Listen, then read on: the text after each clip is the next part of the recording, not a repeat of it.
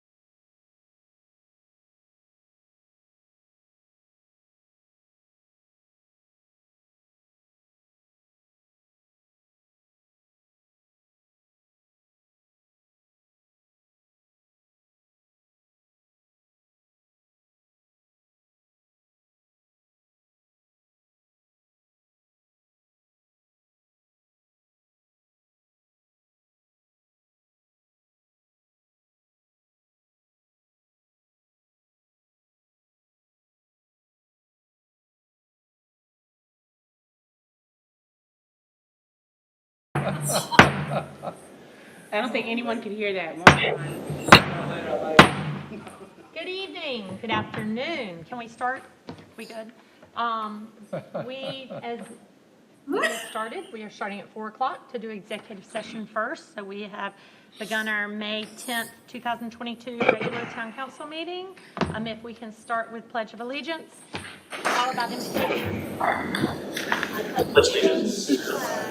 United States of America and to the republic Which stands one nation under God, indivisible, with liberty and justice for all. Let us pray. Wing this. Dear Lord, thank you. Thank you for such a beautiful place that we all live in. Thank you for the health of our residents. Please be with those who are still seeing pain from sickness and other diseases. Thank you for giving us the ability to sit as a group to discuss what's in the best interest of our town and our residents. Please be with all of us and help us make good decisions that reflect the better of all. With this we pray, amen. Amen. We are going to adopt the agenda. Are there any changes? No, ma'am. If not, is there a motion to accept the agenda? So moved. Is there a second? Second. Any discussion? All in favor, say by saying aye. Aye. Opposed? That's unanimous. Before we are in executive session right now, we have everyone present but Mr. Hamilton, but I'm sure he will be coming shortly. Is there a motion to go into executive session for 3 items: contractual matters relating to a public-private partnership to develop workforce and affordable housing to town-owned property, that's FOIA Act 3470A5, discussions relating to negotiations and contractual arrangements for proposed land acquisition at Buckwalter Place, 3470A2, and legal advice regarding the intergovernmental agreement with Beaufort County for the collection of development impact fees, and that's 3470A1. Is there a second? Second. Any discussion? All in favor, state by saying aye. Aye. Aye. Opposed? We're in executive session. Did Fred mention that he was going to be late, or? Okay. I'll text him. Anybody texting? I was going to text him. I didn't know until, okay, we'll go back in here. And Stephen, do you have, So I have. you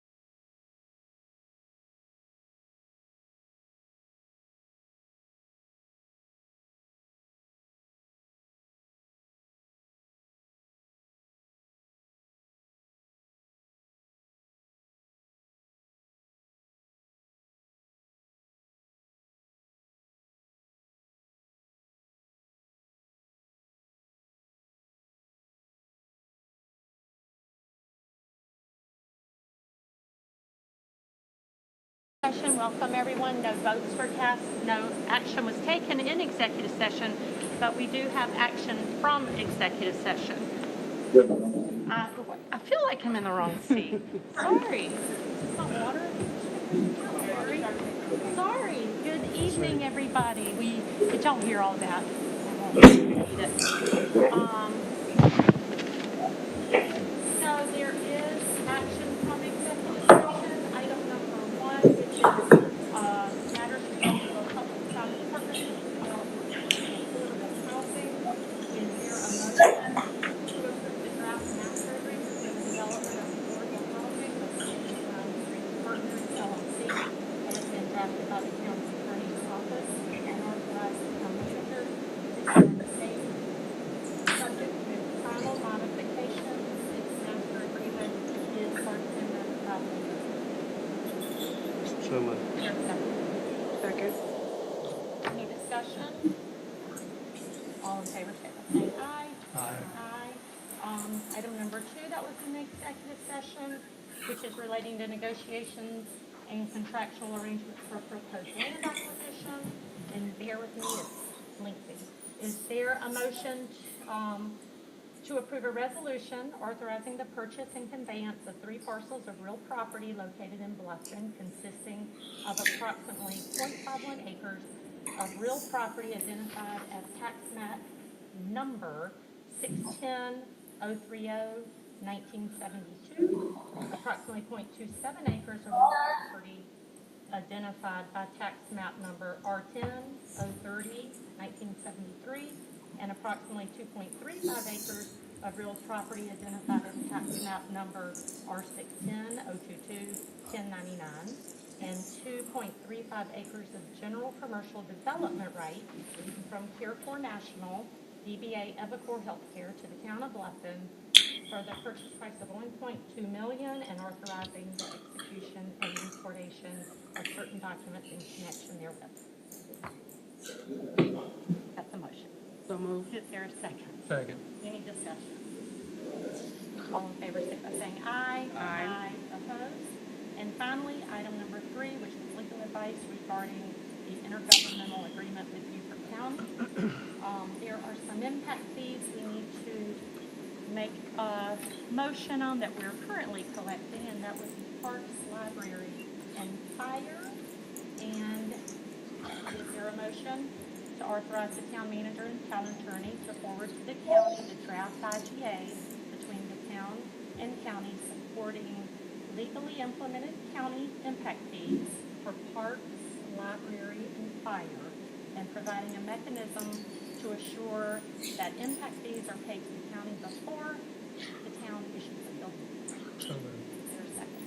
Second. Any discussion? This does not relate to EMS and transportation. Those are brand new fees, and as you know, school impact fees were repealed by the county. Any other discussion? All in favor, say it by saying aye. Aye. Opposed? Whew, that's it. So, thank you all for waiting. That's all good things from that. Adoption of minutes. We have the regular meeting minutes of April 12th, 2022. If y'all had a chance to look at them, are there any changes? If not, is there a motion to accept? So moved. Is there a second? Second. Any discussion? All in favor, state by saying aye. Aye. Opposed? That's unanimous. And then we had a special meeting and workshop on April 19th, 2022. Any changes? If not, is there a motion to accept? Is there a second? Second. Any discussion? All in favor, state by saying aye. Aye.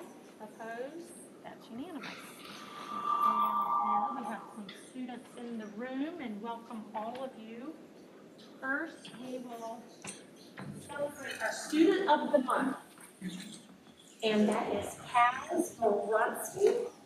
Is she here? She's here.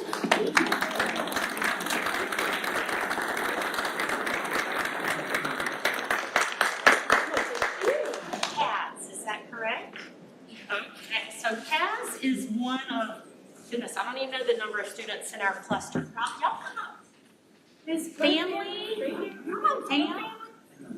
We have about 14,000 students in the Bluffton cluster in the public schools. And we started, the school district started a character trait month many years ago. So we like celebrating it because you, out of all 14,000 students, came down to you. Of all of those that were nominated for this trait, so you are recognized for something. So, who wants, is your teacher? Who wants to discuss this while I have? Who fixes questions? Christine's gonna explain. Don't be nervous. I'm nervous. Hi, I'm Michaela Hintz, Townsend's Parents Counselor, and I have had the pleasure of knowing him the last few years. And this year, he has shown such growth when controlling his emotions and his body, and he has really shown that he has mastered himself, and he has been a tremendous student that we are so proud of and so happy to celebrate. And it's such a joy to have in our school. So you could teach some of us that.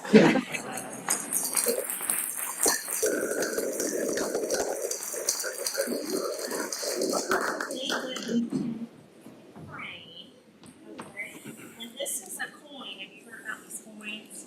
Well, a lot of people collect them, so we have not many people get this. This is from the town of Bluffton. So that's a collector coin. So who wants to? I'll take part of it. My goodness gracious.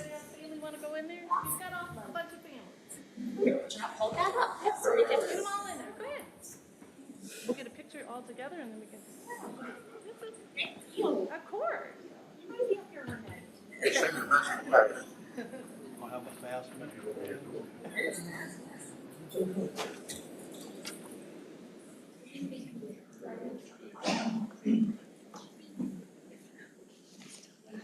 I got it. Okay,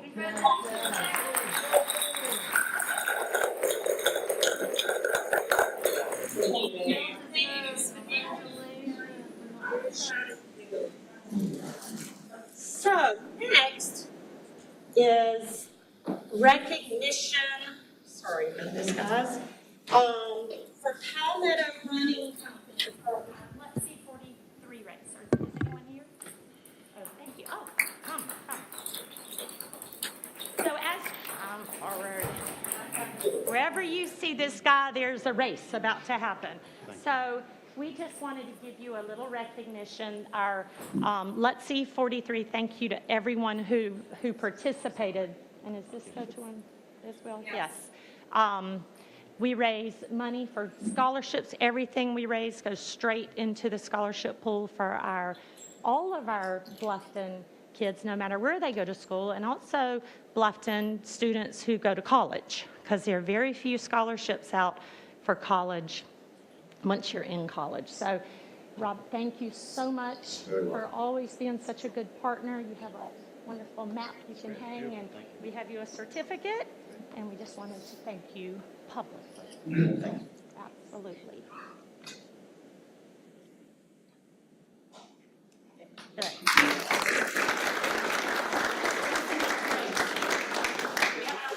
This Saturday. There's another race this Saturday. Jump in. So, we started this tradition a few months ago when we noticed so many of our students and some of our sports teams and athletic teams keep going to higher ranks. And Christian Academy, that's now in the town of Bluffton, we celebrated their football team winning state. So after that, we put it out to Bluffton High, May River High, and now Christian Academy. Whenever there's a big achievement, we want y'all to come in and just spend a minute before you get back to studying and celebrate you. So we have the Christian Academy girls varsity basketball team, and we have some representatives. Y'all come forward.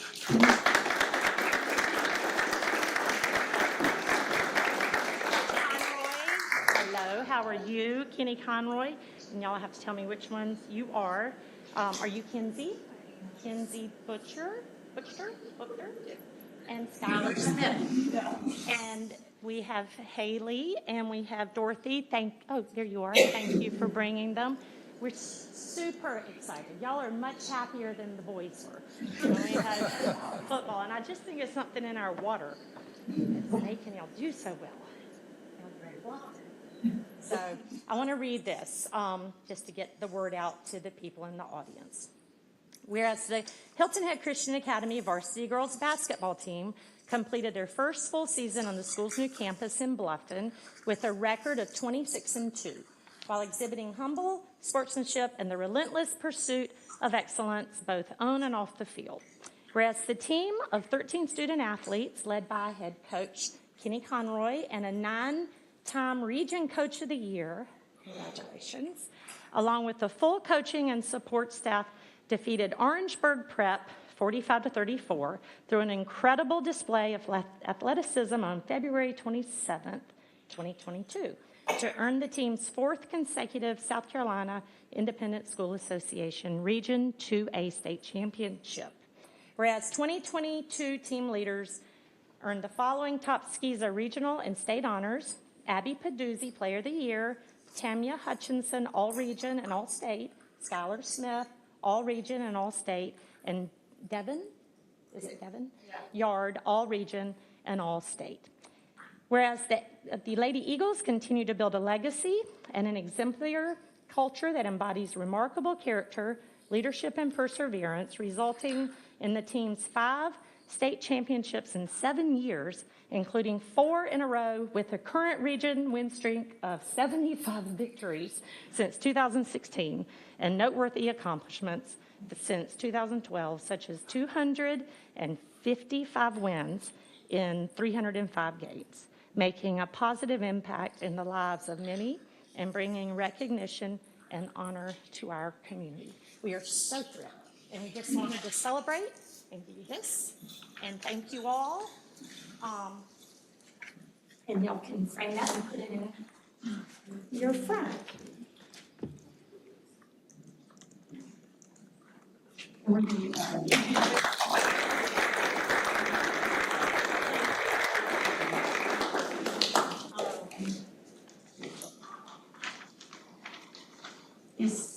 Is someone here for mental health? Okay. Low Country Alliance for Healthy Youth. Where are my girls? Come forward. We have Kylie Nelson, Jillian Campanella, and Alyssa Rose. And Dr. Novance, thank you for putting that into this as well. So this is National Mental Health and Substance Abuse Awareness Month. Whereas during the month of May, a national health observance is dedicated to increasing public awareness of and action around positive mental health and substance use prevention.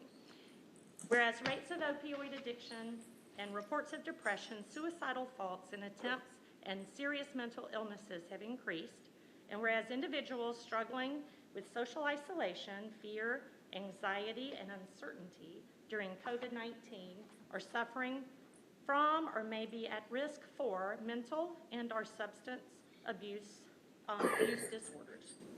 This National Month of Awareness celebrates the efforts of communities and organizations coming together to raise awareness about the importance of substance prevention and positive mental health.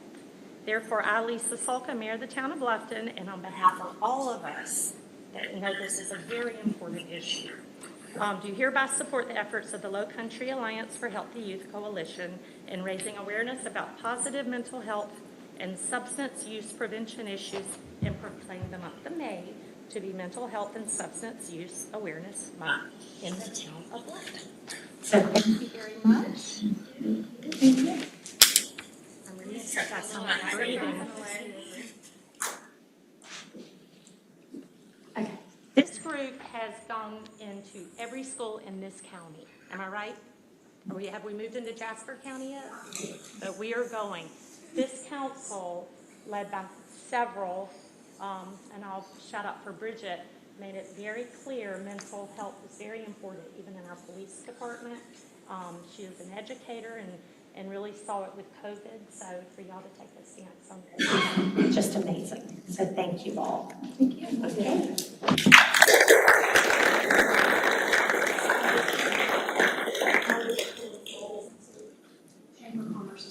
Yes. Yeah. Making me do the talking. Small Business Week. Thank you for being here to accept this. Whereas the town of Bluffton recognizes and values the dedication and entrepreneurial spirit within our community, and whereas small businesses are the backbone of our economy that provide jobs and give back to our community. Small businesses keep our community, the state, and America's economies growing strong. The town of Bluffton supports and joins this national effort to help America's small business do what they do best, create jobs and ensure that our communities remain vibrant. And whereas in the town of Bluffton reminds individuals of the importance of this community celebration and acknowledge and celebrate the achievements made by small businesses both locally and nationally. Therefore, I, Lisa Salka, Mayor of the town of Bluffton, along with Bluffton Town Council, do hereby proclaim May 16th through the 20th as the Hilton Head Island Bluffton Chamber of Commerce Small Business Week in the town of Bluffton. Thank you. Thank you. And do you have an update on what's going on? Yeah, and talk in that light. So our Small Business Week begins May 16th, which is Monday. We have a great week of events planned, so you can just check out our website for those and register to attend. HiltonHeadBlufftonChamber.org is the website. And then just get out and support our local small businesses and, shops locally. Thank you so much.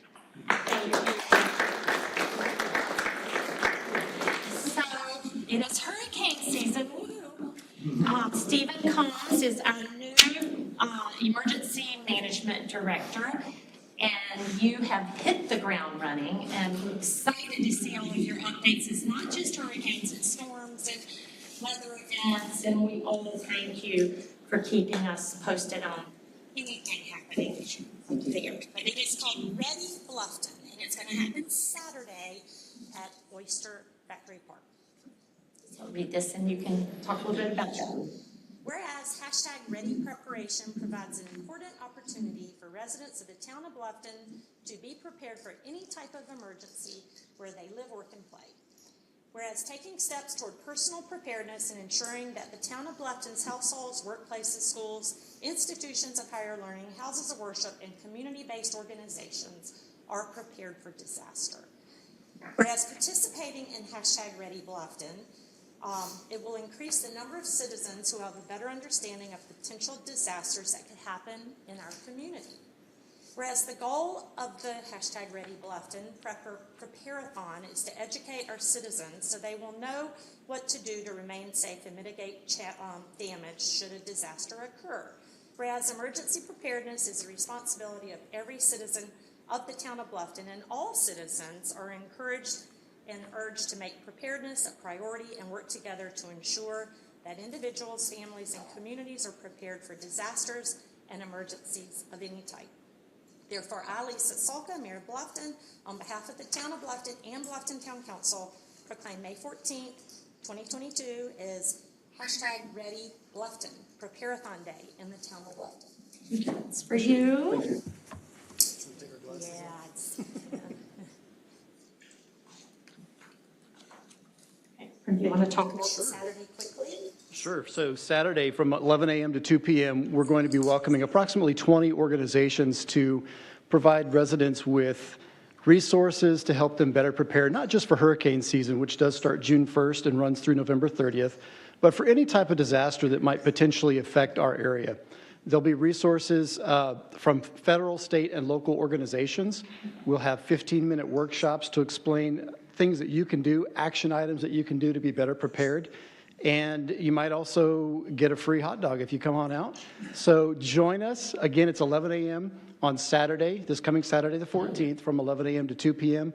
And we really hope that you'll join us. Also, check out our social media, Town of Bluffton social media, and the Bluffton Police Department There are action items on there throughout the week. Every day is a different theme that we want to encourage residents and visitors to participate in. So thank you, Mayor, and thank you, Council. Thank you, Stephen. And that'll be a really great day. If you can come out, it's at 11, I believe, at Worcester Factory Park.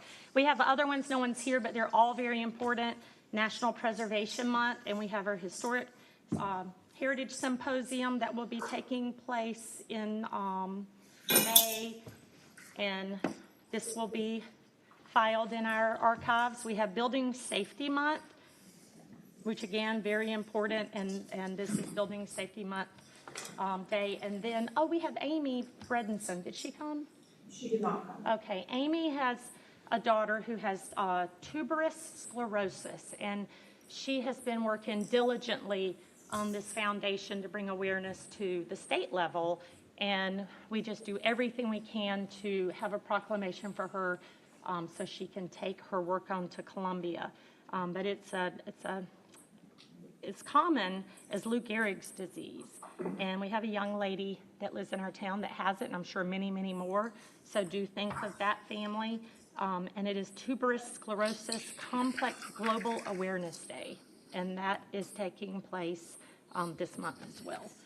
And finally, Kids to Parks. As you know, and what you heard in one of our motions from executive session, we're buying more parks and buying them in areas where all of Bluffton can enjoy. So that one's going to be at Buckwalter. So we have a Kids to Park Day proclamation, and it is May 21st. It's the 12th Kids to Parks Day, and it's organized and launched by National Park Trust. So keep an eye out on that on social media. More will come. So thank you for letting me go through those things. Those are very important. Next, we have Don Ryan Center for Innovation update. Mr. Nellums.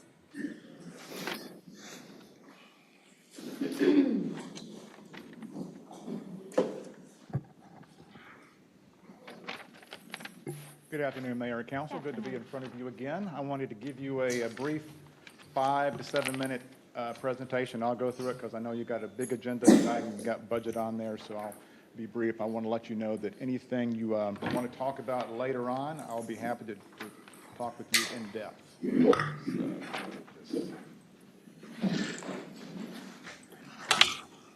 All right, just a little update since strategic planning. First of all, let me talk about the program companies we are working with and the program elements. So as you know, we have 3 basic types of programs. We have resiliency, which was implemented when COVID started. This is the free program that we offer to any resident, anyone that needs a little bit of assistance. It's a small, short-term interaction, and we have helped 61 companies under this program since March of 2020 when COVID began. Startup, as you know, is the main program Don Ryan offers. It's what we've been doing since 2012. And we've had 11 companies through the startup program since February of 2020, the highest number we've ever had at any one time since Don Ryan started back in 2012. And growth is a new program we started back in 2020, and that is for companies that have either graduated out of Don Ryan or they have never worked with us before, but these are companies that are cash flow positive, that are trying to get assistance, trying to figure out what the next thing is for them, whether it's from being a local company to being a regional or a national company, whether they want to launch a new product or something like that. It's a whole different curriculum and a whole different dive into what they're doing. So those are the main programs we offer, and we've had 5 companies in the growth program since July of 2020. And growth, again, is very intensive. So 5 companies is a lot at that level. The next pillar is membership, and we have 1,023 members. As you might recall, about a year and a half ago, we had about 100 members. So now we're at 1,023. And mentors, we have 68 mentors in the program. We have more mentors in the program than SCORE has, which is quite an impressive achievement. As you know, there are a lot of really brilliant people down here, and a lot of them, I'm pleased to say, are mentors of the Don Ryan Center. So that program is doing very, very well at the Don Ryan Center. So change is the only constant. As you know, we work with companies, and some of those companies stay with us a long time, some don't. This slide's outdated since I sent it to Kim last week. But we've graduated 4 companies you can see there: Fleabo on the Go, the Wooden Loft, Greenbug, who was in growth, and Legal Notification Services. We just helped them get a huge contract with a major software as a service supplier nationwide. So they've completed the program. Most of them were in there about a year. And we currently, as of that slide, we have 5 companies in the program. We have some more now, but at the time of that slide, there were 5 currently in startup or growth. And we had to let one go. Just because you get in an incubator doesn't mean you're going to stay in an incubator. It does not mean you're going to be successful. It means you're going to fail or succeed faster. And sometimes you have to let one go because it's just not working. And so we had to lift a company that was out of California that was thinking about relocating here. It just didn't work out for a number of reasons. So I don't want to hide things. When things don't work, that one didn't work, and it happens sometimes. So they're no longer with us. So let me give you a little story. Underground Burritos. This is an old town Bluffton company. They're right down where Pepper's Porch and the Euro Bakery used to be. Run by a gentleman by the name of James Souls, who was involved in the Agave. He was involved in the Bluffton Room. And he has this little burrito restaurant that serves burritos. And he was coming up with this idea of a burrito vending machine. And when I say that, everybody goes, that sounds terrible, because it does. I told my wife, Janelle, I said, well, I'm working with a burrito vending machine. She goes, that sounds terrible. I would never use that. So he was struggling with this, and Bill Herb Kurtzman told him he should go see the Don Ryan Center. And so we're working with him now. He's in the startup program, and we've changed it from a burrito vending machine to a burrito cooler. You can actually see a picture of it there, and this is the one that's right outside on his porch. It's really cool technology. You swipe a credit card through it, and every item in that cooler has an RFID tag on it. So whatever you take and passes that laser where that door opens, charges your credit card automatically. If you're really, really hungry, you pull 5 of them out, it charges you for all 5 of them. So what we're helping him do is figure out how to logistically put these machines all over the place. We're going to start in Bluffton and Beaufort County with a number of machines, and his goal is to put these machines all throughout the country, based in Bluffton, but all throughout the country, and serve these burritos. These are fresh burritos. You warm them up, or you can keep them in the refrigerator for 6 days. They're not like the burritos you think of when you go to Parker's or something else with just a bunch of goo inside of them. They're actually, you can open them up and it looks like a fresh rolled burrito. And they are very, very good. We were going to have some for you today, and I learned that you no longer eat before council anymore, so I missed that opportunity. But if you're hungry, when you leave council and go right down the road, swipe your credit card and get an Underground Burrito from Underground Burrito in Bluffton. So we're working with them, and it looks like they're going to be a fun company to work with. So I don't always want to talk about numbers. I want to talk about stories and the companies we're working with. So that's Underground Burrito. So when I last spoke to you at strategic planning, I told you a couple of things we were going to be working on, and I wanted to give you a brief update as to those items. One of those was partnerships. So we have a new partnership with an organization called Blackwity, and this is an organization that was involved with Billy Watterson and Gwen Chambers, who is the executive director. We found out what they were doing, how they're helping entrepreneurs, and in a much more formal way, almost like a classroom type university program, where they come now to the Don Ryan Center every Monday and Wednesday for 2 hours at a time in the evening, and they go through their Blackwity University there at the Don Ryan Center. Gwen, as well, keeps regular office hours at the Don Ryan Center. She's usually there on Wednesdays. So as you know, one of the things we want to do is be known as the hub, hence the name, of business development in Bluffton and in Beaufort County, whether it's a partnership with Blackwity, a partnership with Beaufort Economic Development Corporation, LCOG, SBA, whatever. Those are the things we're developing. But we're very excited about this partnership. Gwen loves the space. The students love the space.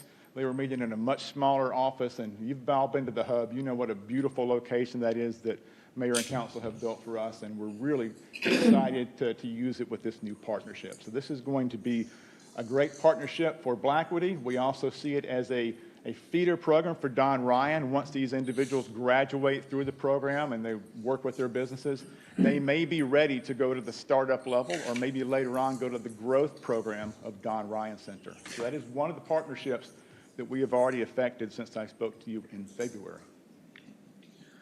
Another one, we have signed a new agreement with the city of Hardyville to work with them for the next 15 months to help their businesses grow and thrive in their area as well. We did this for the first year last year, as you know, and that new agreement has been executed as of this week. The town and council, mayor and council over there are very excited about it. I spoke to their council a couple of weeks ago, and we have a very good action agenda for the things we're going to do and how we're going to measure success. We want mentors, we want startup companies, we want growth companies, but we also recognize that Hardyville is not Bluffton, and Bluffton is not Hardyville. So we have to somehow change our tack a little bit to communicate with the residents of Hardyville. So to that end, we're going to be doing some almost business one-on-one courses to teach basic business ideas to residents of Hardyville that may need those items taught to them. And we have, of course, KPIs to measure all that as well. But this is a revenue-generating partnership for Don Ryan and the town of Bluffton. And Mayor Williams and the town manager and staff are all excited about working with this, and we are too. We're going to see some good responses. We already have our first startup candidate from Hardyville, and the ink's barely dry on the agreement. So that's good news as well. The Arpa grant update. This is a grant that we're in the first phase of now. The Arpa money that was given to the town for small businesses that were affected by COVID. That grant closed, the first wave of it closed last night at midnight. And so we're going through those applications right now. We have a group of board members and mentors and town finance staff that are going to score these applications. And then we're going to be distributing these monies by the end of June. And then there'll be a second round that begins on July 1st. I must hand it to the Town of Bluffton Finance Department, especially Chris, Natalie, and Felicia, who have done a great job. I just made it possible so you could apply on the website. They're doing all the hard work. And Kristen Ling, who's my operations manager, who is not here right now, is going through all these applications, and there's a lot of paperwork to go through. So, but that is proceeding nicely, and we'll do it again in a couple of weeks. Staffing update. Zach Green is our HEROES candidate, who you may have met before. His original contract had expired, so he's in a month-to-month contract after the end of this fiscal year. We anticipate keeping him on a month-to-month basis as the HEROES program grows. As I've now been promoted to CEO of the Don Ryan Center, we are looking for someone to replace me as the Vice President of Innovation, and that's a full-time employee, W-2 employee for the town of Bluffton. In addition, we have been looking for an innovation manager, kind of a VP of Innovation light, if you will, as a 1099 employee that's funded through the Arpa Fund. So we are actively looking for both of these positions right now, and it'll take a little bit of time to find these individuals, especially the VP of Innovation, because this is a unique skill set. But we are working on that with Annie and the HR here in Bluffton. All right, and I know it's not all about numbers, but it's a little about numbers, so I wanted to give you an update on the KPIs or the key performance indicators. Now, this very colorful slide, all this is telling you is we're going to measure 4 types of indicators, and some of these we measure already. How many staff we have, how many programs we have, how many members we have on the input side. But a lot of these asterisk items there, you see how much the hub's used, how many partnerships we have, what type of awareness do we have of the Don Ryan Center. Even at the end outcome, that 3-year survival, this is a key performance indicator. How many of these businesses we help, are they still in business after 3 years? This is a key metric we need to start tracking. So we're going to start tracking a lot more than we used to. We track good numbers already, but we're going to keep up with even more because we need to prove ourselves that we are doing a good job for the town and being a good steward of the citizens' money. That's always important to me and the staff. So you'll see more numbers coming out of the Don Ryan Center. Anytime you want to sit down with me and look at numbers, I have numbers to look at.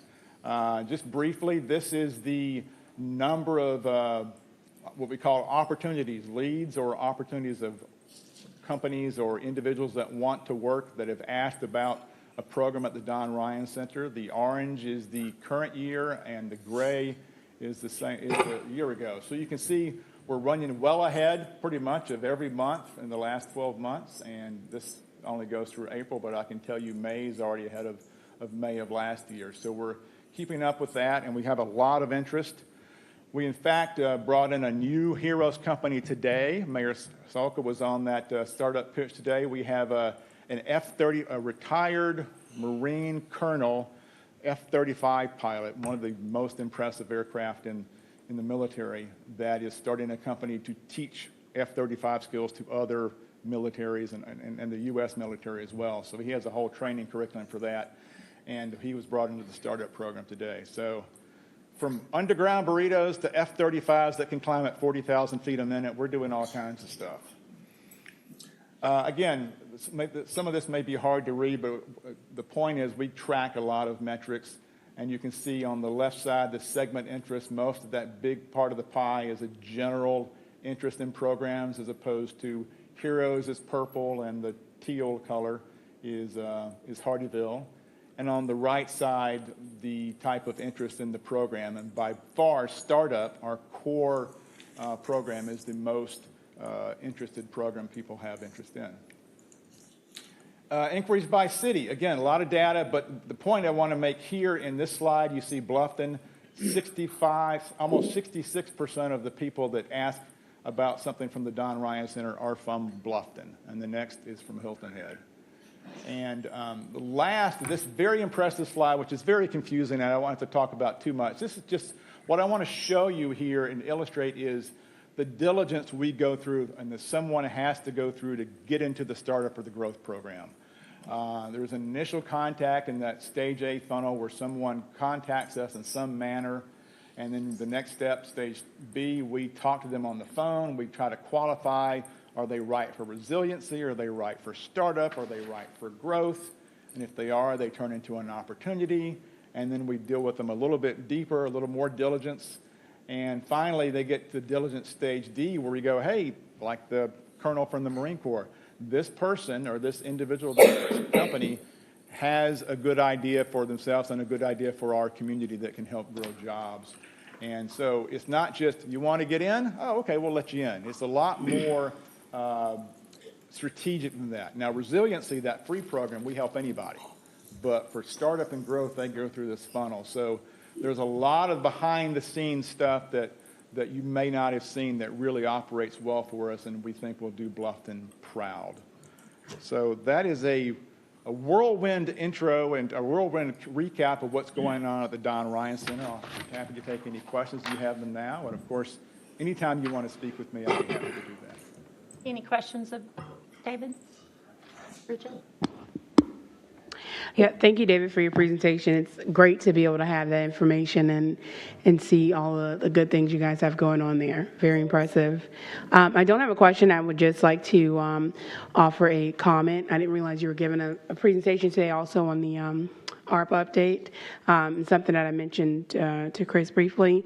With the application that you all had on your site for small businesses, I would just like to say for the second round that's going to go out, if we could look at it in terms of tweaking it to make it a little more user-friendly for the businesses that it was the funds were targeted for, those typically of the underrepresented or underserved communities who didn't tap into some of the initial funds of like PPP and SBA.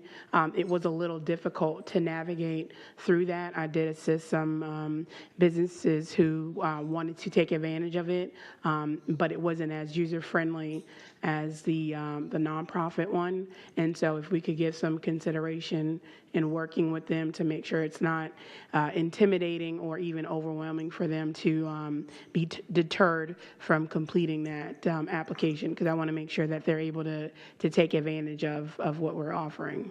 Absolutely, and I completely agree. I was talking to Kristen today as she's going through these applications. There's stacks and stacks of paper and documents, and I thought after this first round is over, we'll get together with finance and parties and figure out how can we make this next round better, because we've never done this before. And for the nonprofit side, I think the Community Foundation for the Low Country running that under a big kind of grant-enabled program. We were just kind of doing this a little bit on the fly and for zero money, to be honest. But we can learn some things about how to do better. So I completely agree. There's better ways we can do some of this, and those will be executed before the next round. Thank you. Thank you. Perhaps bring in somebody that maybe somebody after it's over, they can give you the coulda, woulda, shouldas. Absolutely. There's a lot of documentation they have to provide, so anything we can do to make that easier. Mr. Hamilton? Yes, I heard you say earlier that only thing you provided was the portal so they can go through it. So that question should be posed to Chris and the other financial staff members, because if you noticed that it was hard and we didn't do anything to assist those who may have been in the process, I think we still fail to be the avenue for success for those individuals who are applying.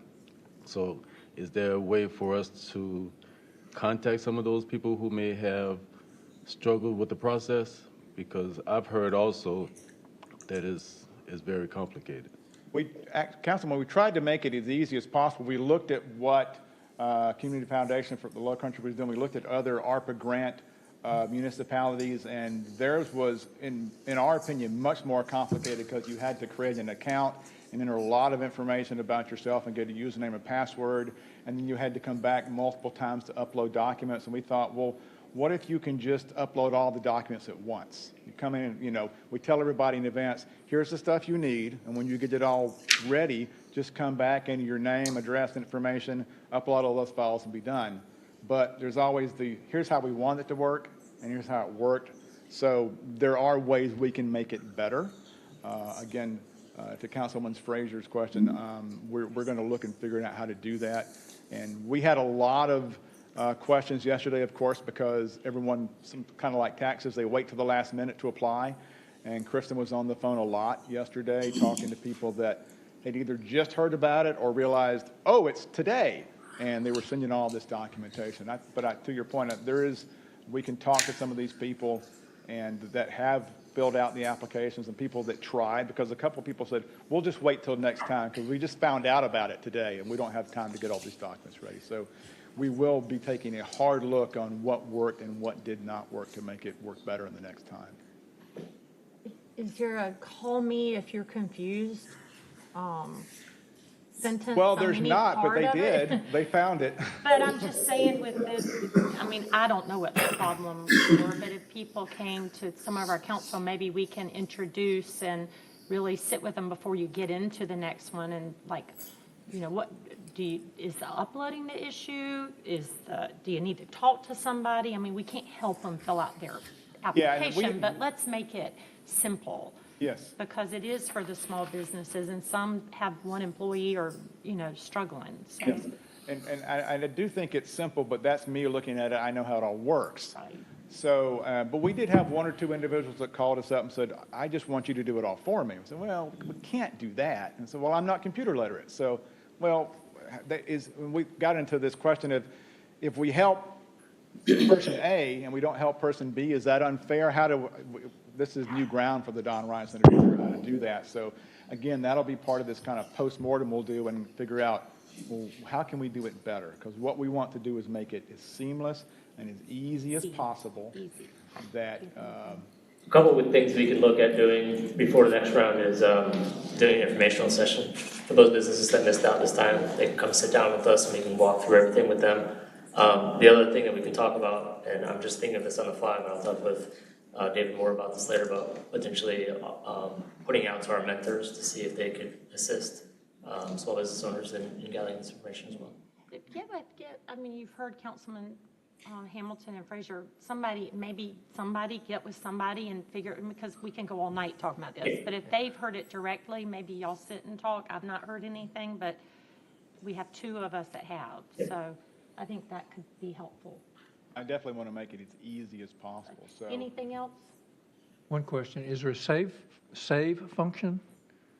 You're talking about all these documents, and nothing drives people crazier, because I go through it all the time with things where you enter, and then you walk away for a minute, and then it's not there, and can you save what you put in there and come back to it?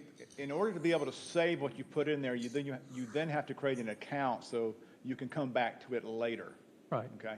Well, we didn't have the time or the overhead to be able to do a lot of reasons we couldn't do that, and it seemed to make more sense to tell everybody, here's all the stuff you need, because there's a long list of documents. Here's the way you do this is get all these documents ready, get them in one place, and then come back and put them all in at one time and then press send. And probably 80% of them did it that way okay. But some people had problems with it because any system has issues, especially for people that maybe not as comfortable around computers as others. So there are certainly ways we can improve it. Can I ask Chris a question? Why are we using the Diane Ryan Center this time and not the Community Foundation? Community Foundation? These are private businesses, and the Community Foundation, it would jeopardize their 501c3 status if they ran a program like this. So we either had to do it internally with finance or Diane Ryan Center, so we've both been working through it. And we do not have the portal the software that they use in the Community Foundation, we do not have that here at the town. Well, you have a month. Let's get people who didn't understand it, maybe people who did, and I think we could spend an hour and figure it out. I mean, hopefully we'll have one, that's all we have. We have one more run of it. It's not something that's going to come back year after year, but I'm just glad we have some way of getting it out quickly. Yeah. So. And it's up there now. You can't apply anymore, but because of the deadline, but all the information's still there. It says, read this, get ready, the next one's coming. And I think if we do a good job of telling people, here's what's coming, here's what you need, and we can make the next go around better. Just one question, Dave. In regards to numbers of applicants, did you have a lot? I'm not asking for how many, but are there a lot more applicants than money available? Or you don't know that yet until you see if they're approved? I think there's about as many, if everyone got the maximum award, I think we have just the right number of applicants to kind of do that, but I don't know exactly. When I talked to Kristen today, she was still going through a couple things to see, because some people apply and they have to also be in the town of Bluffton and they have to have a Bluffton business license. So we have that, we have to screen them for that, and we do that through town hall. So we had 2 or 3 that had sent information in, and we didn't know yet if they were qualified at that level. So, but I think it's pretty close. It's not a huge number, but when you look at all the documents they have to provide, it's a lot of paper. Maybe it would be a good idea if we postpone the beginning of the second phase until we get a program, or at least someone to help some of these people that are having a problem. Yeah, I'm communicate. If there's a lot of people who aren't computer savvy, right, that work with their hands outside doing other things and, just never learned it. I'm not the greatest myself. No, and that was one of my concerns when I looked at how other municipalities were doing it, and even the CFLC, is that it was somewhat onerous to do the whole process just to set yourself up as a user and then later come back and submit all that stuff. Right. And that's a lot more heavy programming, a lot more expensive. And so, we need to look and see if that's a better way to go anyway. But maybe we need to have a way where you don't have to have a computer. You can bring all your stuff Bring in, your stuff, you have know? a workshop day Yeah. here. So maybe everyone who can take a look at that, what's needed, let's give him feedback. I hate to push it off because there are businesses that probably needed it a year ago. So we got to factor that in. How quickly can we get the money out?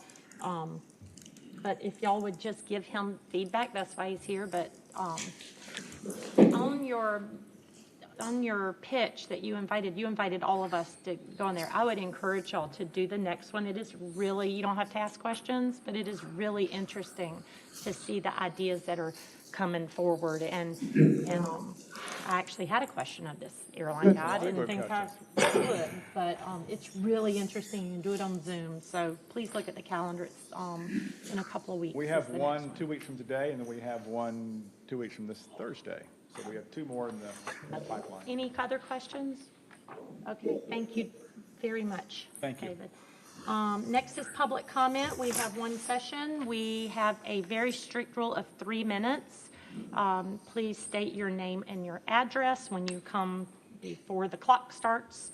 And I will keep our reminders up there. It's basically to be respectful and address us in areas that really are in our jurisdiction of being able to address. We do not respond back, but we do listen. And then following, we have mayor and council comment, and we can comment at that time if needed.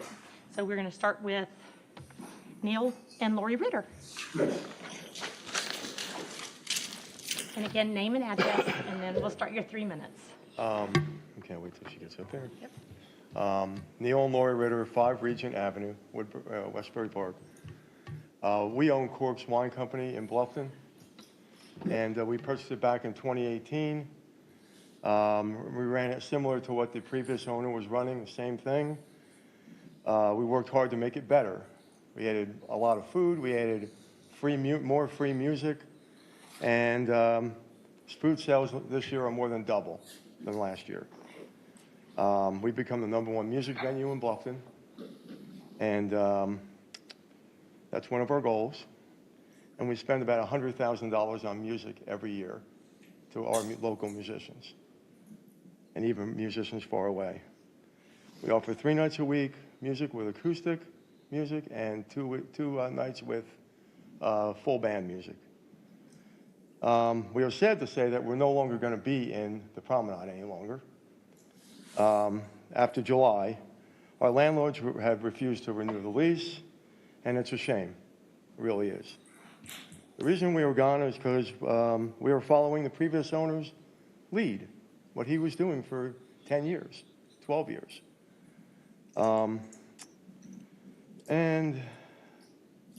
But suddenly, after 10, 12 years, we have complaints about loud music after 10 o'clock, inside, not outside. And we have to close down because owners above us, it's a mixed-use building, are complaining about noise that we've had for... We've offered a bunch of money to mitigate that sound. Yes. We did some testing with Jeff Riggs. He's the sound engineer. He was upstairs monitoring the noise. Sure, it's loud. But we've also have the blueprints. And, you know, I always assume, like most other towns, we follow those blueprints, we follow specifications, we make sure everything is safe for our community. That insulation wasn't done. I mean, we offered to do it. We'd love to know why it wasn't done, but it definitely wasn't. And we feel like we bought a business that we're being prohibited from running now, from something that was done 15 years ago. But furthermore, we've been accused of having guns, gangs, and knives at our place, and even prostitutes. The things that have been said are We have none of that. just absurd. It's insane. And we do have security now. I mean, we've gone the extra mile. Like, we're paying $200 a night for a security guy. Yeah, on Friday, and Saturday. All our goals are is for everybody to have a good time, for everybody to get home safe. And we've done as much as drive people home if they need to get home. Right. You know, sometimes, and because they come in from other places, sometimes it kind of gets away from, but just if somebody doesn't have a ride, we'll take them home. We just don't, at this point, we're just very upset, and, you know, it's just a shame. I mean, for us. Larry, you know that. You're For us, we could walk away. And I want to save it. All right. Thank you. Yeah, thanks. Thank you. Appreciate it. Kate Creech. Kate, 3 minutes. Got it. See through name and address. Hi, I'm Kate. I'm at 70 Boundary Street at the Hayward House Welcome Center and Museum. Mayor Solka, Town Council, thank you for this opportunity to speak to you publicly this evening. I just wanted to shed some light on the happenings of, you know, what's been going on at the Hayward House. Recently, I have been acting as the Director of Events and Administration, but I have accepted the role of interim executive director. The reason being, just so as we at the Historic Bluffton Foundation have time to collaborate on what the role of executive director means for our future. Also, we have 2 new board members, Katie Epps and Paul Tollefson, which I'm sure you're all familiar with. While they cannot be here this evening, I must say we are very excited to welcome them to our board and the foundation, and are looking forward to all that they can bring to the foundation. Before I share our most recent recon, I wanted to speak briefly on the hard work we've been doing behind the scenes. Community outreach is very important to me and the foundation. Last week, our docent Jane and myself visited Hampton Hall, which is a community off the Parkway, where Jane presented on the history of Bluffton. There were approximately 150 people in attendance. 75 people signed up for our email list, and a handful of attendees have contacted me about becoming volunteers and hosting Lunch and Learn speaker series within other groups they're members of.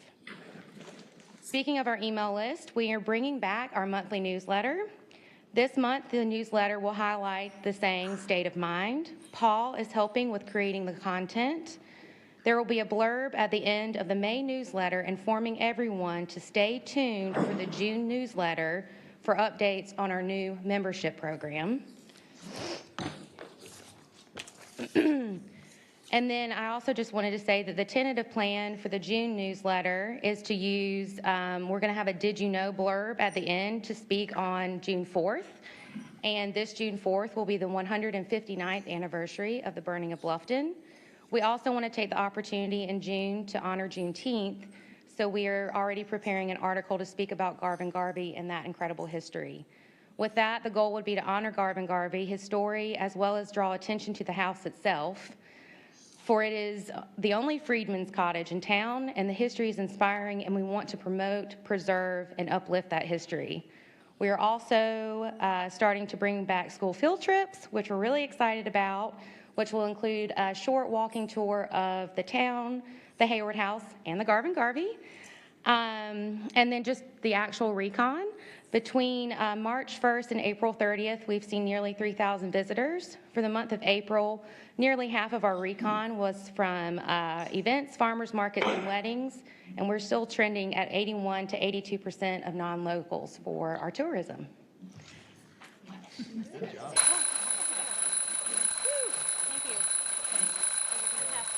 After public comment, we'll make them. Catherine Robinson.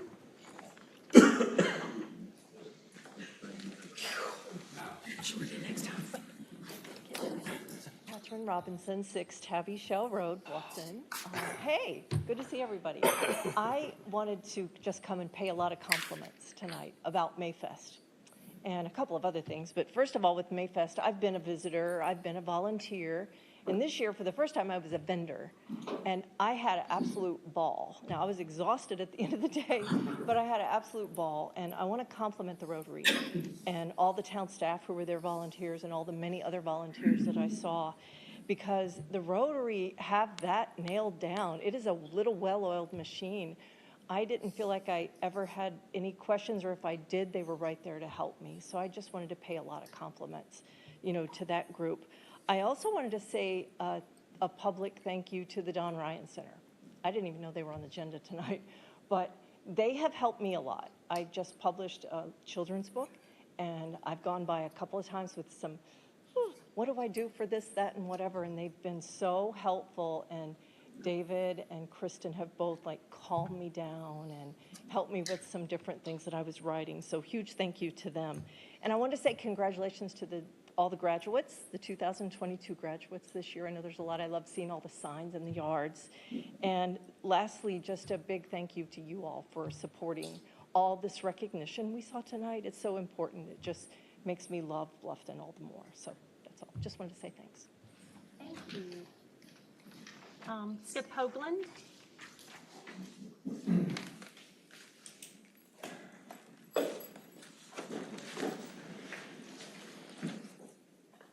Skip Hoagland, Windmill Harbor. Ms. Selka, I celebrated the $50 million frivolous lawsuit that you filed. Your ambulance chasing Murdoch lawyer was able to win purely on your crocodile tears, emotions, drama, legal theatrical play with no evidence or supporting law defamed you. you will never collect. In my opinion, facts support that everything I said about you, Orlando, Finger, is true. I do not defame you. You defamed yourself because of your perjury, your corruption. Do not interrupt me. Please sit down. I got the floor. Start the clock over. If he's going to interrupt me, we're going to start all over. You're not. I've got the floor. I haven't said a word. Freeze it for a moment. Yeah, you just stood up and interrupted me. Don't do it again. Just freeze it. Please. All right, I'm going to start all over. No, you're not. No, You're I'm going to start. refrozen. No, I'm going to start all over. You are not going to disrespect this council. No, you're not going to disrespect the public. Is what you're not going to do. You're going to stop it. Council. Start speaking. All right. You have 2 All minutes right. and So, 17 so just give me the extra time. In my opinion, facts support that everything I said about you, Orlando Finger, is true. I did not defame you. You defamed yourself because of your perjury, your corruption, lies, and conflicts. Now the bar has been set at $50 million. Fair is fair. I filed the same $50 million damage lawsuit against you and Finger for violating my free speech rights caught on video evidence. I believe your lawsuit was baseless, specifically filed to silence my voice and others and obscenely profit you and your Murdoch lawyers' corrupt pockets. It's my right to criticize public officials as I see fit. You have a likable cheerleader personality, but your corrupt actions speak louder than your words. I contend you lied and committed perjury, which is a crime. You illegally did a membership drive using town employees to profit your crooked friend Bill Miles of the Hilton Head Chamber that harmed your own official Greater Bluffton Chamber. You illegally used tax money to join the town of Bluffton as a Hilton Head Chamber member, quid pro quo, not the legally operated Greater Bluffton Chamber until I forced you and Finger to do so. You are illegally issuing ATAX funds to the Hilton Head Chamber to be illegally used with zero accounting, violating ATAX laws versus hiring your own official Bluffton Chamber.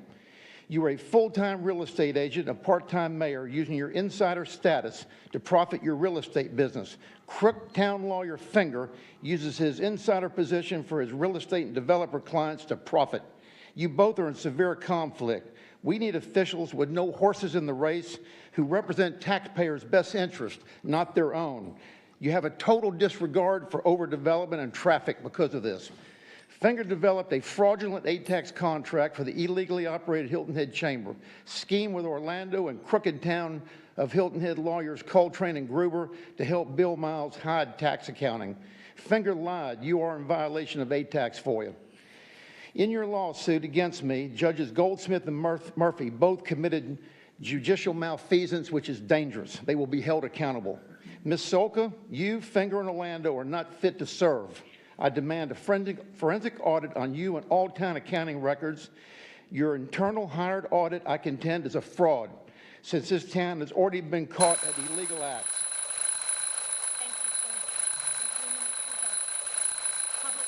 No, I'm going to finish. I'm sorry, I'm going to finish. No, I'm going to finish. Sir, I'm sorry, I'm going to finish. He interrupted me. You're going to give me. I'm sorry, I'm going to finish. No, I'm going to finish. No, I'm going to finish. Don't scare me anymore. I'll Sorry, talk I'm going to over you finish. all day long. Well, I want y'all to know I did not cry one tear at that trial, So and I'm gonna he didn't finish show my up speech. because he has no proof I'm that sorry. we have done I'm sorry. anything I'm going to finish my wrong. speech. It is fine. Sorry. I want to finish. Sorry, are you going to let me finish or not? Okay, so town has been. He's in charge of this, and he will decide. Town has if you already can been finish. caught. Fine. Town has already been caught at illegal acts, so it only shows the accounting these insiders want you to see. Only your friends. It's okay. Have them sit down. Nobody's listening, just let him finish. Do you deny my facts? Ms. Stolka, do you deny my facts? He's almost done. Nobody's gonna answer or listen to him, so just let him keep going. Let's allow him to continue. He's going to continue to answer. Guys, it's okay. Mr. Steese is in charge of the council chambers, and your public comment is I think your over. disrespect for public speeches is Sue us, please. You haven't yet.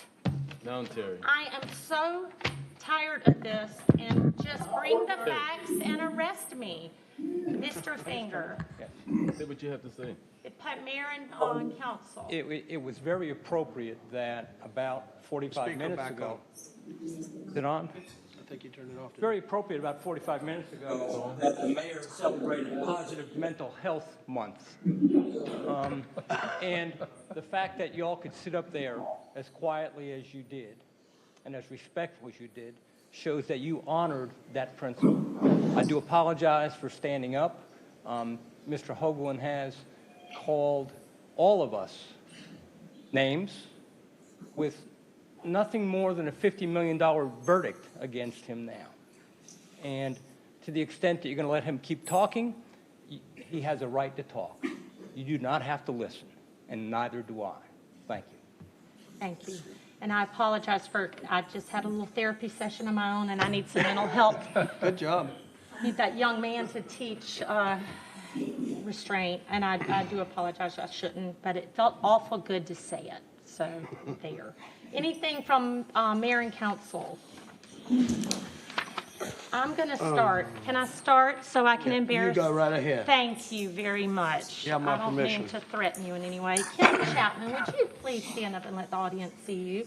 May 1st to May 7th is Professional Municipal Clerks Week in South Carolina. The position of a municipal clerk is only municipal staff. It's the only role that's required by state law, regardless of how big your town is. All 271 cities and towns in the state are required to have a municipal clerk. Kim plays the most critical role to support all of us, council, myself, and staff. It's well overdue to recognize you. I know you don't like it, but you do so much behind the scenes. You make sure our town is running efficiently, and council is informed on every protocol, and we are a tough group to handle. You've gone through probably more people than all of us together have. You have so much respect from us, Kim, and I just want to thank you. And I didn't tell the rest of council this because I wanted them to be as surprised as you. So I am telling you thank you, and I will let them say the same. I already texted her last week or earlier in the week and told her the same thing. So great job, Kim, for everything. Thank you very much. Kim, I always tell you you're my favorite. You know I do. And you're only my favorite because you do all my work for me. Well, say her. She needs to say her favorite, but she doesn't. Seriously, you really are professional, and you take it to another level because you really try to make sure that you go above and beyond. I've talked to you on your days off. I talk to you when you're at home, and whatever I need or whatever I think is important, I know I can come to you and get it. So I appreciate you. Yeah, I'm just going to say also, and by the way, Fred, she's always told me I was her favorite. I think Tell me the same thing. No, I just want to say that, it's you and staff. It's hard to keep us focused sometimes because there's so much. Some of these packets are 1,100 pages long, and we go after this month after month, and we have workshops. We have meetings to go to. We have other agendas that we have in the community, and sometimes we need somebody to keep the herd together and point us in the right direction. And you've always been stellar at that, and you're patient. You're patient with us. Sometimes we overlook things. We ask you to repeat things, and you go, I've already done it. But again, it's just because we've got a lot going on like you do. But you've always been really just so patient and kind and caring, and you have the full trust of this entire council. We trust you. So for that, I say thank you. I also ditto everyone's comments. I refer to Kim, she knows, as an educator or principal Kim, because she has the task of trying to corral us at times, and she does so well with everyone's varying personalities. So very deserving for you to be acknowledged, and thank you, Kim. Thank you. You're welcome. Good way to start the rest of our council. We have other comments from mayor and council. Anything else at this time? Anything? I just think Catherine said it all a while ago. Rotary put on a great event. Mayfest, again, I don't know how many this makes now, when Baby Guscio started it. And one of the things that I will say kudos to Rotary about, I remember we had a guest at our house on Saturday, and the question was, gosh, who's going to clean up the streets when this is over with? And my wife looked at her and said, Rotary. They pretty much take care of their stuff. It doesn't mean the town doesn't come back, but mostly Rotary takes care of everything, and they do a great job. So thank you for that, Bluffton Rotary. Thank you, I agree. Anything else? We do hear public comment. I think the Ritters left. I just want to know, when you speak at public comment, we do listen, and if there's anything we need to do follow up with, we have email addresses and we can email you. But thank you, Kate, for doing that quickly, because we do have to stick on our 3 minutes we try. Okay, formal items. We have consideration of an ordinance approving the Town of Bluffton fiscal year 2023 proposed consolidated budget. This is first reading. Mr. Stees, your first budget. Well, I think this is the first time I've been in, like, here. I know. So Good job. I'll try to expedite my presentation since we've had a healthy agenda tonight. And we're going to have 2 work sessions on this moving forward, so I'll try to go through and hit the highlights. So first of all, I just want to thank everybody that's involved in the budget process. As you know, this is not a simple process, and as the town continues to grow and become more complex, it becomes a bigger part of our jobs. Chris, Natalie, the entire finance staff, senior staff for being involved, council for meeting with us and giving us insight through strategic planning and through 2x2s. All of that goes into what you have received and what I'm presenting tonight. So thank you for all your involvement. So to take you through the budget process tonight, May 10th, we're at the first reading of the budget. We do have 2 workshops scheduled for May 24th and May 26th. We will continue to follow like we've done in the past. May 24th will be all funds except for capital, and then capital projects will be on the 26th. We'll be back in June for second reading and the public hearing, and we'll be advertising that out shortly after tonight. So I'm going to go through a little bit of the economic factors that are affecting the budget, our budget goals, and then the proposed budget. And then I'm going to go through the review and approval process, and I'm going to try to do that quickly. So as we know, Bluffton is still sitting at about 54 square miles, but through the 2020 census, we know we've doubled in population since 2010. We've also seen our population, it's now at 28,000. We've seen our per capita and our median income go up as well. And we've also seen, as was noted in papers recently, our home values continue to increase, and so does our rent. So those things, though we've seen growth, we've seen our income go up, we've seen some costs go up throughout the county and throughout the town as well. But our budgetary-wise, it's reflected with a strong base. And we've seen economic growth over the last couple of years with our budget from that. Some of our economic drivers, healthcare and education make up about 23% of our workforce. Accommodations, food, and entertainment make up about 13.5. Retail is about 12.8. I think this is the first year in a while where construction is as low as it is. Normally it's higher up in there, but as we've seen more commercial development and buildings come in, the number of employees is pushing construction further down the list. So overall, we are in a great credit position. We have a AA1 bond through Moody's and AA+ from Standards & Poor's. We have a growing tax base. As y'all know, through the budgets we've adopted, through the growth we've seen, we budget to be more conservative when it comes to expecting growth and the financial growth of the town, because we want to be prepared. As fast as growth happens, it can stop.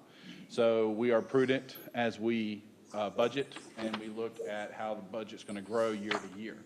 But we do have a good financial position because of that, and we have not had to issue a lot of debt, and we've kept our pension burden low. So some of our strategic priorities, these are things that have come out through strategic planning, the last that we just did earlier this year: growth management, watershed resilience, and then pushing our CIP, getting our capital projects moving forward. These are just some highlights. They do not include all of them. You can't include everything we do over 2 days into one slide, but that's just some highlights that we like to reflect on as we go forward in the budget. So I'm going to go through the 4 major funds, starting, go through the consolidated first, and then I'll go through the funds individually. Overall, our budget is being proposed for fiscal year 22-23 to be a little over $59 million. It's $59,259,649. As you can see, this is about 11% growth over the current fiscal year. The majority of that, pretty much all of that, is made up in the fact that, as you'll see further down the line, We are proposing a TIF bond to move forward the completion of the barn project at a faster pace and to provide funding for that project. The majority of those funds won't be expended within this next fiscal year and will carry forward, but that's a little short of $10 million bond that we're going to be proposing. So where does that budget come from? 18.3% is property taxes, about 25% is license and permits, and then you can see some of the smaller ones down there, and then transfer ins from other, throughout different departments or different things throughout the budget. So here's more of an itemized breakdown just to get into those individually. And so you can kind of see year over year. As you can see, property taxes are continuing to stay healthy. This has to do with the new development and the growth in land values from just being picked up by home sales and resetting values of property. You're looking at it increasing about a little over 9% between current fiscal year and proposed budget.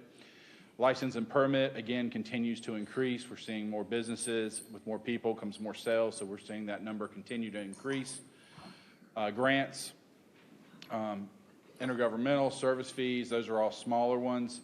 The other one you get is down on the bottom is transfer ins, and those are things that come from other funds like ATAX, hospitality, and other funds like that. Now we'll get to those individually as we move forward. So where do the funds go?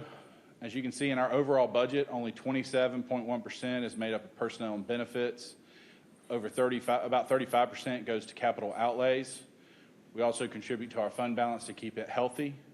And then 14.6% go to operating expenses throughout the town. And then principal and interest makes up the smallest portion, which shows our healthy debt position because we're only spending about 3.6% of our overall budget on debt. Here's a little bit more of a breakdown. You can look at that and see how things are changing year to year. And this will give you, as you can see, one of the biggest decreases is economic development projects. Increases is going to be personnel and operating. One of the biggest reasons for the personnel we'll touch on general fund is we're also going to talk about it as the next item. It's a class and compensation study to bring our wages up to market based on what we've seen with inflation and increasing in market rate for employment. So what does the budget do? It recognizes the revenue growth that's been driven by population within the town. It proposes to maintain the tax millage rate level at 38.5%. I think this will be continuation for going on, I think, close to 10 years, that it would not include any increase on property taxes. It focuses on town council priorities. We talked about some of those. Some of the other ones are affordable housing, community outreach, historic preservation. It does have the class and compensation included inside of it, and it invests in public infrastructure. It also continues supportive of our strategic interagency partnerships. It's Palmetto Breeze, our public defender contract, our programs that we have with USCB, our continuing partnership with economic development, and again, it continues to fund accommodations tax requests. So we'll get into the general fund first. We'll get in, talk a little bit more detail about each one. So just for a reminder, the general fund accounts for and reports as the primary operating fund for the town. This is for property taxes, fees, revenues, and fees, other taxes. That all comes in this account, and this is where all salaries and operating expenses for the most part come out of. So one of the things we want to talk about is how our total value of property has increased. As you can see, it went up about $34 million between fiscal year 22 and 23. That equates to our mill increasing by about $34,000 as well. So for every mill that we would decrease or increase the budget, that would be equivalent to about just short of $300,000 within the budget. And you can see how our millage rate is set. Right now, 36.8 mills go to our general fund, 1.7 go to our debt obligations that we have. So for the general fund, this is where most of the revenue, this is how the revenue breakdown is. Property taxes would account for about 31.4%. The license and permit still remains our highest with the growth that we have within the town, and that is 47.7%. And then you can see intergovernmental is next. That transfers in from other funds. and then a breakdown of some of the smaller ones around there. And again, this is a year over year, so you can see like going down, license and permits is projected to go up about $1.2 million. One of the things that I would remind council about is when we were doing the fiscal year 22 budget, we were still unsure about, as we were here a year ago, we were still unsure what things were going to look like with COVID. So we budgeted a lot lower for the last couple of years, not knowing how long COVID was going to go, what impact it was going to have on the housing market or commercial market. What we saw is it didn't really have much effect on the residential, and our permits for construction and the revenues we saw off of business licenses both increased during that time. So we're capturing a lot of that growth that we saw, but at the same time, we're still being conservative to say that should things slow down, we're not capturing all of that growth. We still reduce our anticipated revenues off of license and permits lower in case we see a decline in the housing market that may come from increased interest rates or just a market correction or any of that. So if the number of housing permits decreases, we have room that's below what we're on pace for right now. So we keep that buffer in there to make sure that we don't get middle of the year and have to majorly affect the budget. So where does the general fund go? Again, like I said, this is the one for where salaries and benefits come out of. So about 62% of the budget is made up of salaries and benefits. 32% goes to operating, small amount to capital, and then we do transfer some out to CIP for capital projects. And this is a chart showing that graph with year over year, so you can see the increases and decreases over the last 2 years, over the last budget. So some highlights of the general fund. It does include the class and compensation adjustments. This is from the study that was completed. I'll talk about that a little bit more when we get to the next presentation, because I want to talk about why we're trying to adopt that now versus waiting until the budget is adopted. It also proposes a 2% merit increase that would be effective mid-year after we do evaluations in January. It does continue the PTO payout for up to 25 hours for employees. It also captures some increases that we're seeing from the state. We have a 1% increase for employee retirement.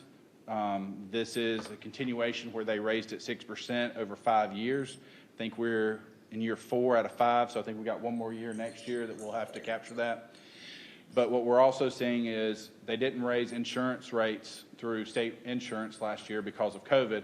This year they came back and they actually asked for, it was like 18.4%, but both the budgets that are going through the House and Senate that they're working through right now is working to help reduce that cost down. So it's right now it's looking at 14.1%. So that still means that we got to have 14.1% increase in our insurance that we're carrying for employees. Another thing I'll point out is there are no new positions proposed within this budget. So I know we had a big year for new positions in this current budget year. Next year's proposes no new positions. There's a highlight of things that it does do. It does start to push more into professional development and staff certifications now that we're getting through COVID and we're seeing those opportunities open back up, especially in police and other departments. They weren't able to do a lot of training during the last couple of years, or it was virtual. And so now we're starting to see those things open back up, so we want to continue to see our staff get back out. You can read through there, historic preservation programs, mental health programs, and it does support Don Ryan Center, as you heard from David tonight, to continue their programs. It maintains current levels for LUTC, for SROs, crossing guards, and other groups within the police department. It does include funding for our neighborhood plans. One of the things that came up through strategic planning is that they're out of date. We're getting the comp plan done in the next few months here.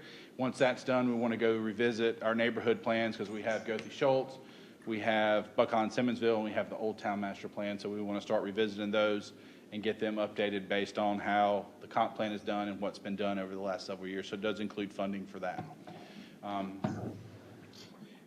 It continues our affordable housing initiatives that council adopted earlier, or end of last year, and our beautification committee work that you've seen over the last couple of months where they've been planting plants or last month throughout the town. That's the general fund. I'm gonna go into the stormwater fund now. Stormwater fund's a little easier just because it is strictly tied to only being provided to stormwater activities throughout the town. The revenues generated with it address stormwater. And they sustain the water quality of the May River as well as the surrounding rivers. And that is mostly supported by stormwater utility fees and the permit fees. So you can see what our stormwater fee is now compared to those around us. It's not proposed to increase. It's proposed to stay the same as it was for the previous years at $115 per year. You can see we're kind of in line with everybody around us. Hilton Head's a little higher, Beaufort's a little higher, but we're a little higher than Beaufort County and Port Royal. So I think we're kind of right in the middle there. That fee generates about 85% of the revenue. The rest of that comes from license and permits. Those are where they do inspections for new constructions and different items like that throughout the town as construction continues to go on. You can see a little breakdown here of where that comes from year over year. So you can see the fees are continuing to go up as we have more housing units being built, but the license and permits is staying flat because we don't do much more, building the same number of houses per year. So the inspections stay about the same. Where does that money go? About 31% goes into salary and benefits, 25% goes into operating, a little over 12% goes out to CIP projects, and then 12% goes out to debt service for the bond that Stormwater took a couple years ago. And then a portion of it goes out to the general fund to help cover the cost of the staff and salary and benefits for the staff that it covers the salary and benefits of the supervisors of that department, like a portion of Kim's position, a portion of finance, a portion of mine, because we do supervise those funds. Here's a breakdown of that year over year, so you can take a look and see a little more detailed. And then some of the highlights, it does support the May River Watershed Action Plan. I know WAPAC just did a new action plan with about 11 points in it. So part of that's with the CIP. With the transfer out they do. It still supports our partnership with USCB. And the one thing I'll point out, it does have some capital outlay. There is one vehicle replacement in there. And then the other thing is the 4 turnkey telemetry stations. These are so we can do live, real-time monitoring on the May River. So they're done by, they sit in the water and they do a live radio reading and they'll provide information back to us as we need it. So to keep us from having to go out and do so much sampling. Next, I'm going to get into CIP. This is where we do all of our projects. So this is where you're going to see a lot of red stars along items. So that red means that, like I mentioned earlier, we're proposing to do a TIF bond that would go 100% towards getting the barn project completed. And that's why that number is highlighted. It has the red asterisk beside it, because if council moves forward with our recommendation to do the TIF bond issuance, then TIF bond would make up about 37% of our CIP budget. 17% of it is the fund balance that we carry forward. Those are for things like the land acquisition, the affordable housing program. Those are funds that build up and carry over time, as well as some carry forwards that we have for projects that weren't completed. You can take a look at the rest of those there. There's our stormwater bond, hospitality tax, other things like that that are in there. And this just gives you a breakdown so you can see what percentage of the budget they make up and how it totals up. And then this is where we propose to use those funds. So you'll notice that the fund balance one looks a little higher than it should be. That's because if we do the bond issuance, we're only anticipating spending about $3 million or so of that bond in next fiscal year. And if we don't, it's kind of based on what they have in the budget yet. So about $6 million of that would carry forward. So that means that that debt would, the fund balance would increase because we would have the funds from that bond that didn't get spent. So it increased our fund balance in there. And then you can see the other part projects is at 19%. That would be where the $3 million would go to spend for the project that we have in design and getting ready to move forward right now for phase 1 out there. 17% is in stormwater and sewer projects, 13% in land acquisition, And then 10.8 is road projects, and that includes streetscapes, safety, where we're talking about doing crosswalks and safety, pedestrian safety throughout Old Town. That would be under road projects. And this is just a breakdown on that. Here are just kind of some active projects that we have that are going on right now. You're familiar with all these, so like I said, I'm going to kind of skip through these. If you have any questions on these, we can always address those moving forward. And then these are kind of new and pending that are being proposed in the budget. We have the May River Action Plan. That's the restoration, removing impervious surfaces throughout the town. That's a new one. We have Pritchard Street drainage improvements. And then we also have in there to begin looking at what the renovation and use of the Sarah Riley Hooks Cottage would be. And then, as you can see, here's a new Riverside Park and Barn at about $4 million, again, with about $3 million of that coming from the TIF bond that's proposed. These are the projects where they're located, CIP projects throughout the town. It's kind of hard to read. I tell you, if you're interested in this, you can always go to our CIP map, and it will give you an update on everything that's going on. You can go to our town website and see that. So I'm going to go to debt service next. This will be our last one. And this accounts for where we do debt issuance, and it accounts for the principal and interest on our long-term debt obligations.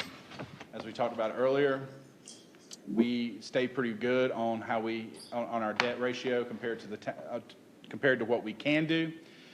Our assessed value went up. It's about $294 million. When you do our 8% of assessed value, our legal debt margin is about $15.6 million, of which we're only obligating about 33% of that. So we're only about a third of the limit of what we can go to right now. So we're still low, and we're still not fully leveraging.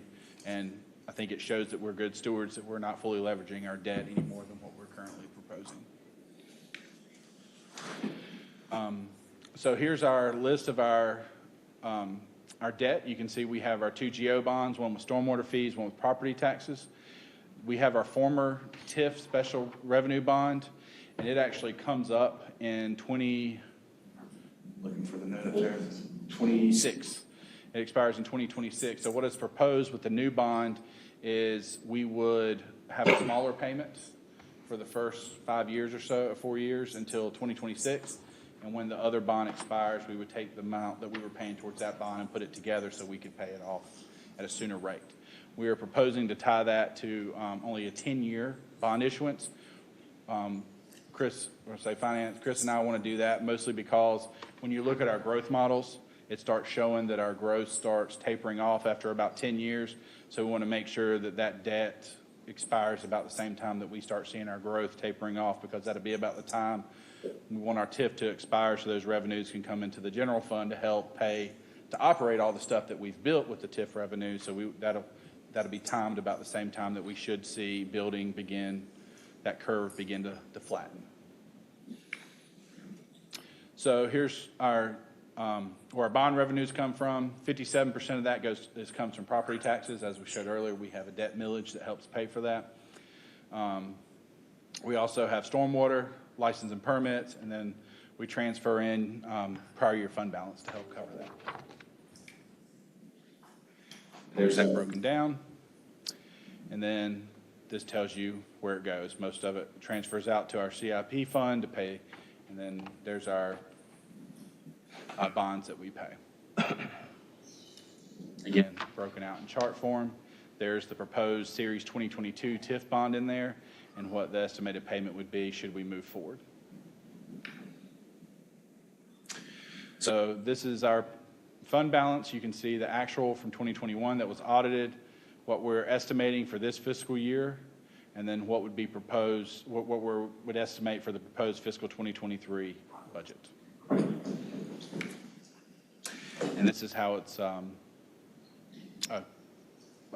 the consolidated budget, how it's broken up again.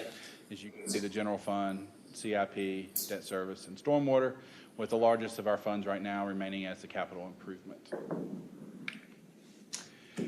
Circle back around. Reminder that we have 2 workshops on this. As detailed as this was, it will be even more detailed, and we'll make sure that'll be our time to address questions, concerns, changes, hear anything that council may want to change as we move forward with the budget. We'll have one on the 24th and a follow-up on the 26th, and then we'll be back next month for our public hearing and second reading. Any questions? If not, the motion that we have would be to recommend approval of the budget for first reading. Questions? I have one, and I heard what you just said at the very end, so I have questions. Should we hold our questions until the next meeting? That's what or I'm ask trying to them get now? to, was, do you want us to wait till the workshop, or? I think the workshop would probably be the best place to address, if it's questions that may affect how we change numbers within the budget, reduce, Right. or add, or projects, I would say that first Okay. workshop would be the best time to go through those, and let's get into the details and figure out how that's going to affect the budget. Perfect. And then we can go from there. This is really more of an introduction to the public of the budget and to council, and then the workshops are to fix those concerns that council I has. will make the observation, I've had some good conversations with Stephen and Chris the last few days, and people that can put a budget book like this together and know where all the moving parts are continuously and how to do what you do is almost like magic. I find it mind-blowing for me personally, and you guys did a stellar job of putting all this together and knowing where everybody's lying, so thank you for the job you've done. I would echo Chris and Natalie, Vicki before she left, that whole department, they make it look easy. They're like a duck. It looks smooth, but they're under the water. Any other questions right now? We know we're going to do the more detailed questions at the workshop. Will the workshop be broken down? In the past, we've done CIP one day, and then we've done debt. Have you broken it down, which one It'll we'll be look just like at? it was last year. We'll do, the first day will be all the funds except for CIP. Okay. So it'll be general fund, stormwater, and debt. Okay. And then the second day will be just CIP projects. Right. I have a feeling most of the questions y'all may have to ask may be related to the first day when we get into general fund and stuff. But there'll be time to discuss everything. Is this out where the public can see? It will be tomorrow. We will send out a press release, and we will be putting it on the website and everything first thing in the morning. Great. Well, I think staff that put it together, but also the rest of the staff that had a play in being very responsible on what they needed. And it was, we're still in a weird world, but I really appreciate not so many wish lists and really getting down to what we need. And I think we need to keep y'all happy, and I'm excited about this next item on the agenda. So, anything? If not, is there a motion to approve the 2023 fiscal year proposed consolidated budget on first reading? So Is moved. there a second? Second. Any discussion? All in favor, state by saying aye. Aye. Opposed? Thank you. Next item number 2, consideration of a sir, we only have, sir, we have one public comment. We're not like Hilton. Consideration of a resolution to adopt the Town of Bluffton 2022 Class and Compensation Study and implementation of the recommendations proposed as a result of a study performed by The public comment, the young lady over there. Is there a motion to take a 5-minute recess? Is there a motion to take a 5-minute recess? Yes. Yes. Is there a second? Second. All in favor of taking a 5-minute recess? Aye. Opposed? Thank you. If you have to go to the bathroom or in the back.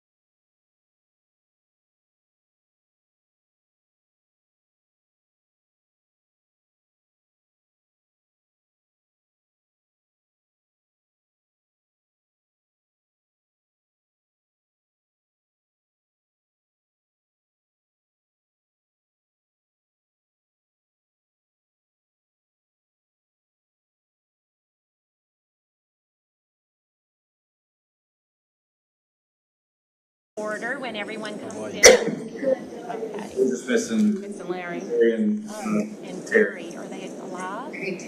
yeah. I truly apologize to the staff and to this police department for having to deal with this. I really do. But I had to do something, and I thought it was personally, and I didn't think it would affect this. But really, for other people who go through bullying every day of their lives, they had to see it, and my children needed to see that you don't stand up to that. I mean, that you have to stand up to that. So for y'all to have to deal with this, I am so, so sorry. And Dixon, please don't take him down, because I know you got my back. But I just want y'all to know that I'm sorry from the bottom of my heart. Anyway, thank you for having my back and supporting me. Erie, okay? Yeah.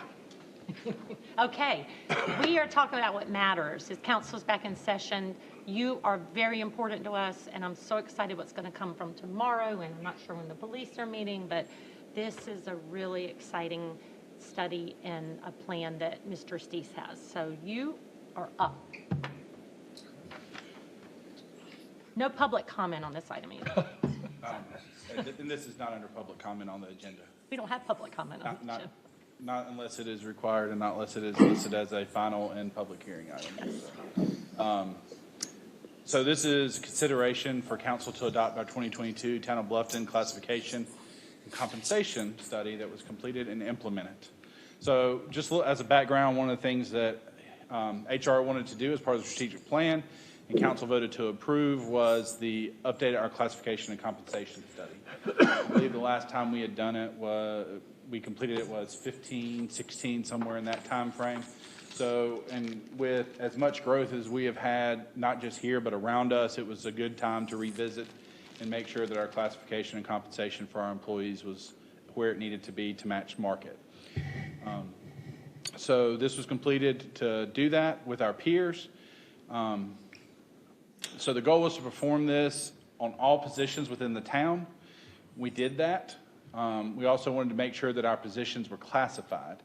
Part of the trouble when trying to compare yourself to others is not everybody has the same job title. Not everybody has the same job duties under the same job title. So where we might call somebody a customer service rep, they may call them a assistant clerk, or they may call them a finance person. So trying to match the job duties and the titles to all the positions throughout other towns and our competitors was one of the things that they had to do. So it narrowed down to about 75 job titles and 46 positions within the town to go through and try to figure out how we compare to everybody. So we held the kickoff meeting to start it, and then we did employee outreach. We wanted to determine the town's current compensation philosophy, which was how are we handling things? Do we have pay bands? Do we have pay scales? Do we have pay grades? How do we set these things up? How do we do raises? How do we do stuff like that? And then, so they went through and they did that kickoff meeting and they reviewed the recommendations that came through that. From that, they did internal stakeholder meetings. So everybody completed what was called like a job aptitude form, and they had to go through a job analysis tool, and they had to go through and kind of identify what it is they do day to day as part of their job so they could make sure when they were going out to compare, we were doing things properly. So they went out, did that market analysis, and then they came back and looked at ways to develop a competitive pay structure based on our competitors in the marketplace out there. They provided this information to us. We've gone through and looked at this. As we did that, there were some concerns that stuck out to us, some things that we had to go through and change. There were some job titles that had changed, some duties that had changed, so we had to go through and get some of it updated. Part of that was this drug on longer than we anticipated. We had hoped that we were going to be able to do this at the end or the end of last year, first of this year. I think we went through 3 different project managers on this from their side, and it just went longer. So one of the things I want to say is I apologize for it taking as long as it did, so we were hoping to have this in place sooner for employees. These are the 18 peers that responded to us. You can see those are mostly around our area, but they do go up to Rock Hill, Simpsonville, West Columbia. other areas that are similar to us based on budget, employees, and scope. They did compare us against us to the state, our BJWSA. I think they reached out to some other non-government, non-city and town entities around this area, but they didn't get some responses back. So we can only go with who's willing to give us the information, so that makes it a little more difficult as well. But, so what did it show? It showed that the town lagged behind the market. At minimum, it was about 7%. At midpoint, it was about 4%. At maximum, it was about 2%. So the maximum pay bands weren't bad. It was really our starting pay, getting our starting pay and kind of mid-level up to match the market was where we were apparently the furthest behind. So there were some positions that appeared to have competitive hiring rates. These are ones that we seem to be paying well compared to the market. There were others that were non-competitive. These were those that are listed there. And then there were ones that just have noticeable recruitment retention issues. They include people like building inspectors, police officers, planners, public works workers. Those are people that it's tough to recruit, and once you get them in, you got to make sure you're competitive, so hopefully you can retain them. So they did come back with a few recommendations. There was a couple titles they wanted to adjust. They also revised all the job descriptions to an update.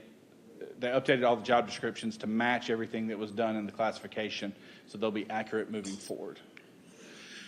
They did recommend to remove 7 pay grades. We were at 33, but we had 6 of the 7 that we're removing weren't being used. That shows you how out of date it was, that we had certain pay grades, especially on the bottom of our pay range, that weren't being used. So they were able to remove some of those pay grades, and then but they made the range of the pay grades wider. They went from like a 52% spread to a 60% spread. So the bands got a little wider, but there was few of them. So as we go through, when we meet with some of the employees, pay grade may have dropped 2 pay grades, but their pay will go up. So it balances out throughout the thing. It's just when you have 5 or 6 pay grades that you don't have anybody in, it's not, especially now that we're seeing our pay getting up, you don't need pay grades for somebody making minimum wage within the town. We don't bring anybody in at $7.25. So this is, just want to talk about how within those pay grades, how the employees are broken down. So you'll see within the 26 pay grades where everybody falls, you have, and just so you know, this includes like in pay grade 1, those are where your crossing guards are, like school crossing guards and stuff like that. And then you can see we got about our biggest areas around that 7, 8 to about 16, 17. That's where a lot of our employees fall, is in that pay range. One of the things I asked after we got done is, once this is done, what is our lowest hourly rate we'll be paying a full-time employee? And as you can see, it's just short of $17 an hour. So, and even at that point, we still want to work to try to increase that over time. We want to get that up higher. As we saw and as we talked about earlier, we're seeing AMI, we're seeing it's increasing, our rent's going up, property values are going up. We're working to try to continue to get that entry level as high as we can within the town. So that's what's recommended for the sworn, for the non-sworn. For police, they went a different way. One of the things that we heard is they wanted to look at a step plan, which is more similar to what you see inside of like a teaching profession, where it's based on years rank and how long and tenure within the organization. So to do that, we had to create these step plans that would allow increases as people are here over longevity, but also increases as they move up within promotion. And you'll see, like for a police officer 1, it allows for 5 steps, but the reason being is officers shouldn't really make it past step 2 or 3. It takes about 18 to 24 months to qualify to go to a police officer 2. That is not a promotional process. It's an automatic qualifier that you apply for. Once you started having to apply for promotions, we wanted to make sure there was longer time for people to remain within positions. Because to go from a police officer 2 to a police corporal is a promotional process, and it may take time to get the qualifications, experience, or wait for somebody to leave to be able to promote up. So we wanted to provide to allow time for people to get the positions they would need to apply up for.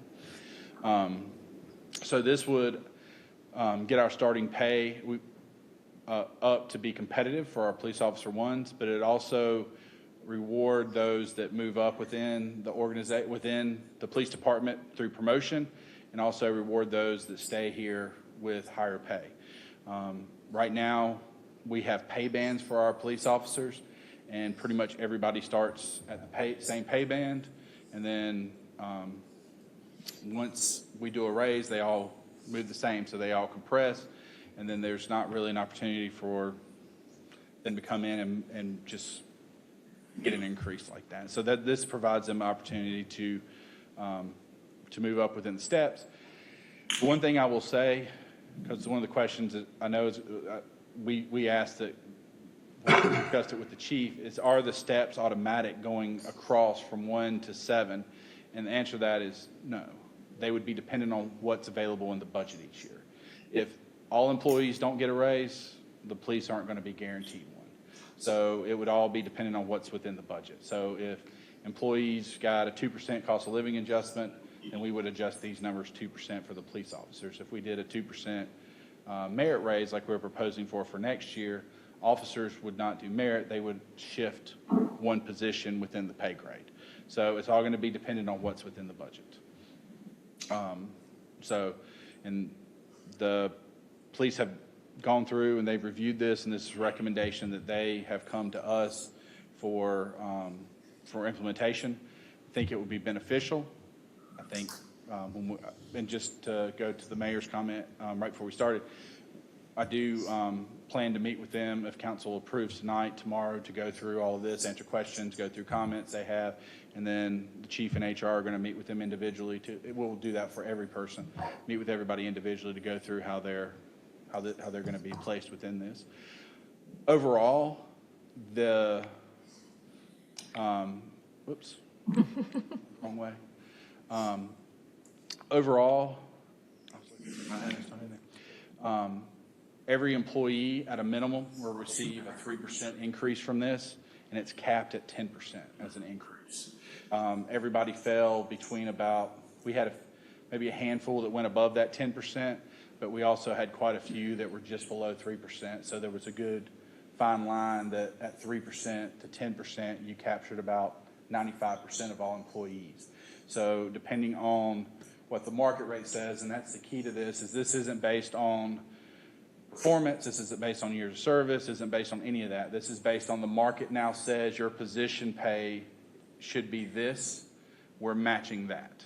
Anything else based on performance, years of service, any of that is any other change that can take time any other time throughout the budget. That's where a department head has the right to come in and say, hey, we need to reward somebody, and we can do that. But this is simply saying, we went out to the market and we said, a planner position y'all have is paying this now. The market is this. If you want to be competitive, you need to be paying this. And that's what this adjustment captures. It doesn't capture anything to do with years of service or performance. So the financial impact for this fiscal year would be about $100,000. We have lapsed salaries within the budget that will make up those funds to implement that for this fiscal year. The reason we're wanting to do it this fiscal year is because we're running into instances where we're bumping up against the job market, where we have people that are getting job offers, and their offer is for less than what they would go to once this study is implemented for some of them. So we're already seeing where we need to get this implemented because we don't want to lose good people because the market is higher than where we are. So we want to go ahead and get it implemented so we can make sure we retain the people who we want to keep and make sure that we reward them for being here and not lose them and have to find somebody to replace them. Keep that internal memory here. That was a lot of information, so I can answer any questions that council may have. Larry, and then go to you. I guess the simplest way for me to ask this, these numbers that you just showed us, where does that put us? You said it puts us competitive. Yes. Does that put us in the middle of an average of from here to Timbuktu somewhere or whatever? It Or puts is it, us you know, competitive I saw the, based on the market, based on the people that responded. So they went out and they said, the city of Beaufort, Savannah, other towns, counties, BJWSA, they're paying a similar position. You need to be there to be competitive with them.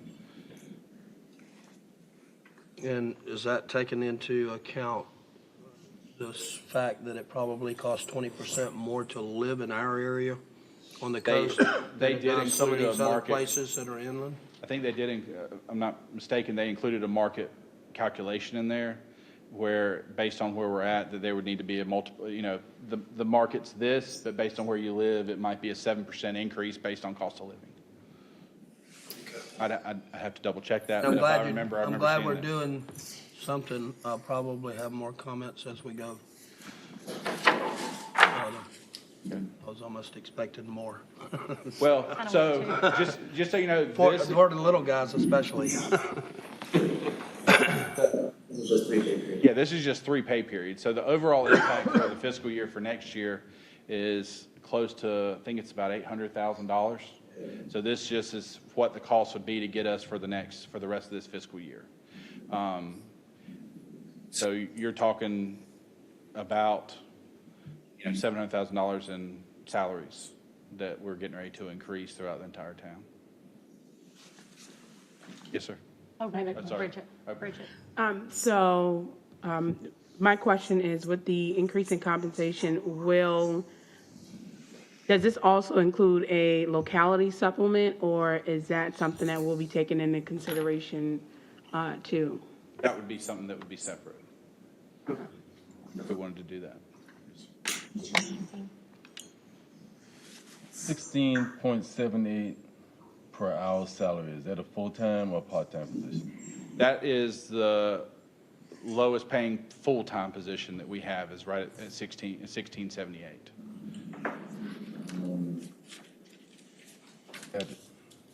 For a town as booming as ours is pretty low. That's $32,663 a year. Yeah, right around, yes, sir. 12 an hour is 18,000. So what did he say? He said 32,000. 32. Oh, yeah. I thought he said 72. I said, no. Which still puts everybody in the poverty level. If you put 2 of them together and add a couple of kids, they would be about 60%.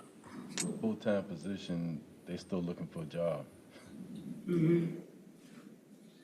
And like I said, I'm not against, I'd like to see that get higher. I'm not against coming back if that's something we want to discuss during budget, is figuring out how to bump that, whether it's $18 or whatever we want to start our lowest wage at.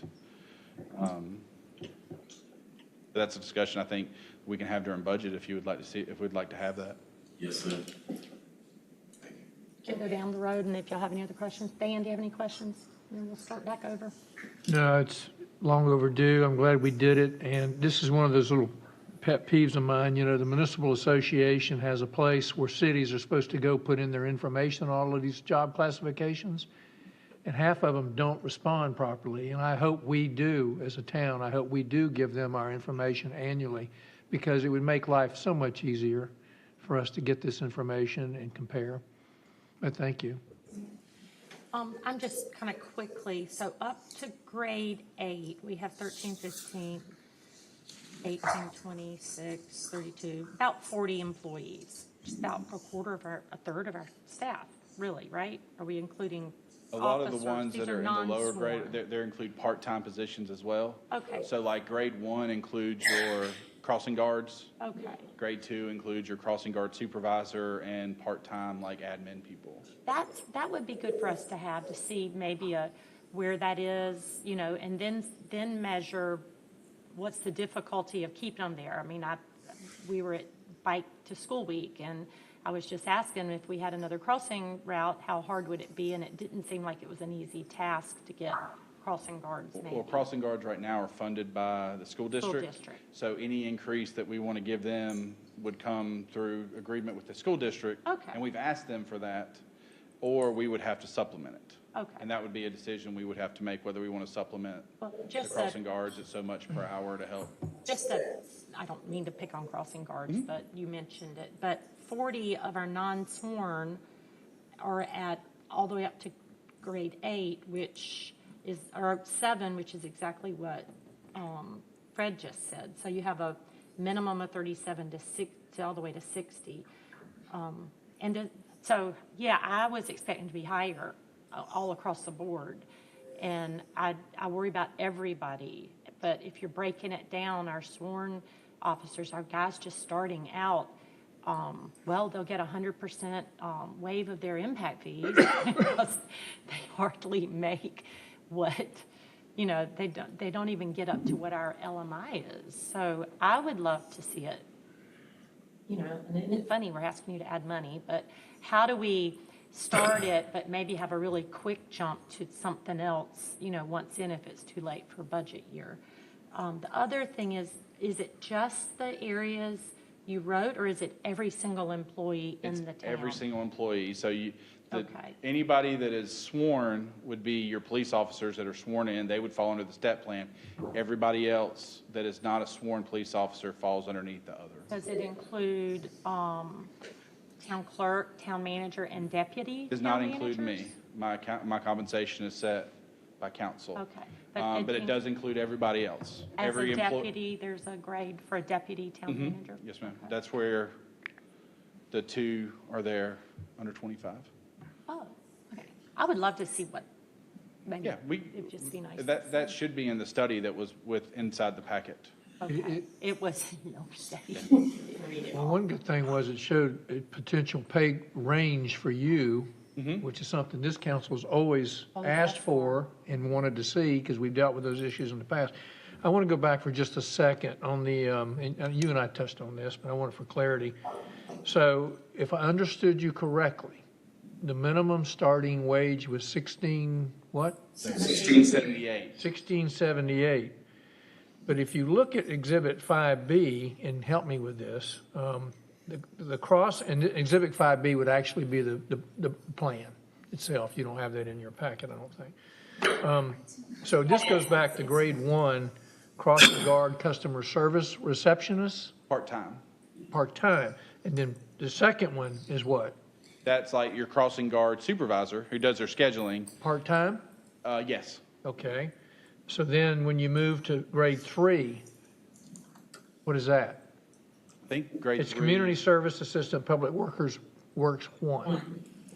Yeah, that is going to be your entry-level public services position. Full-time. Full-time.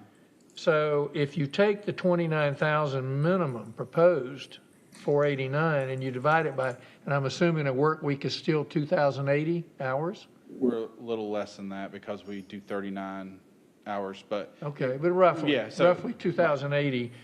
So if you take that one full-time employee at a grade 3, that equates to 14, 17 an hour at the minimum.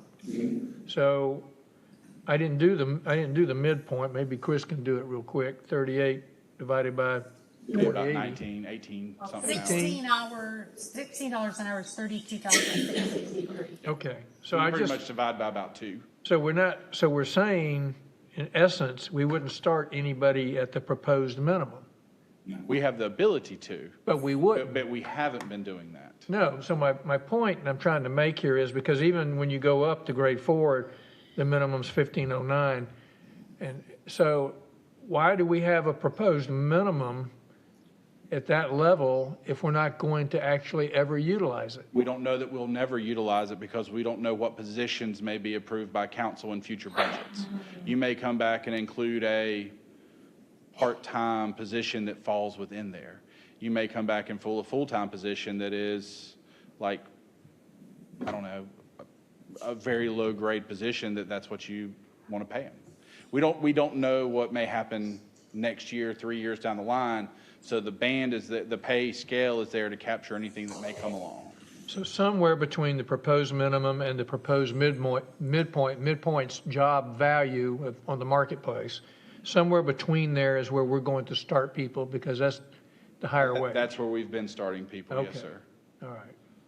I didn't understand the logic of, I just said it. And a lot Why of we have a that- minimum that we don't apply. And it gives them the ability within there, if we have somebody that comes in with experience, qualifications, to bump them higher than that. But right now, our two newest people that are the lowest paid are at about 17, right below $17 an hour. And they're full-time. And they're full-time. Anything else? No, I would just like to say a recommendation going back on the on that locality supplement. If you could craft something similar to that, I think that would appease a lot of council here. I know in the past, and dealing with it in education, it was always an incentive for employees, who were vested in the area and stayed in there to, receive that however many times a year. We typically got it twice a year, but it would be in addition to your salary, and that was across the board for all employees. I have to ask based on your comment, because I don't know this. So you said that there is a multiplier.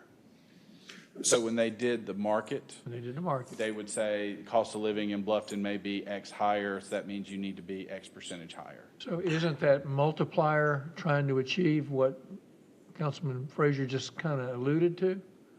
Not necessarily. What she's trying to allude to is, yes, we may pay that, but if somebody wants to live inside the town, it may cost more than it does to live outside the town. Right. Or it may cost more if they want to live in Hardyville or Ridgeland or someplace else. If we want to encourage people to live inside the town, that cost may be higher. Gotcha. Compared to everybody else.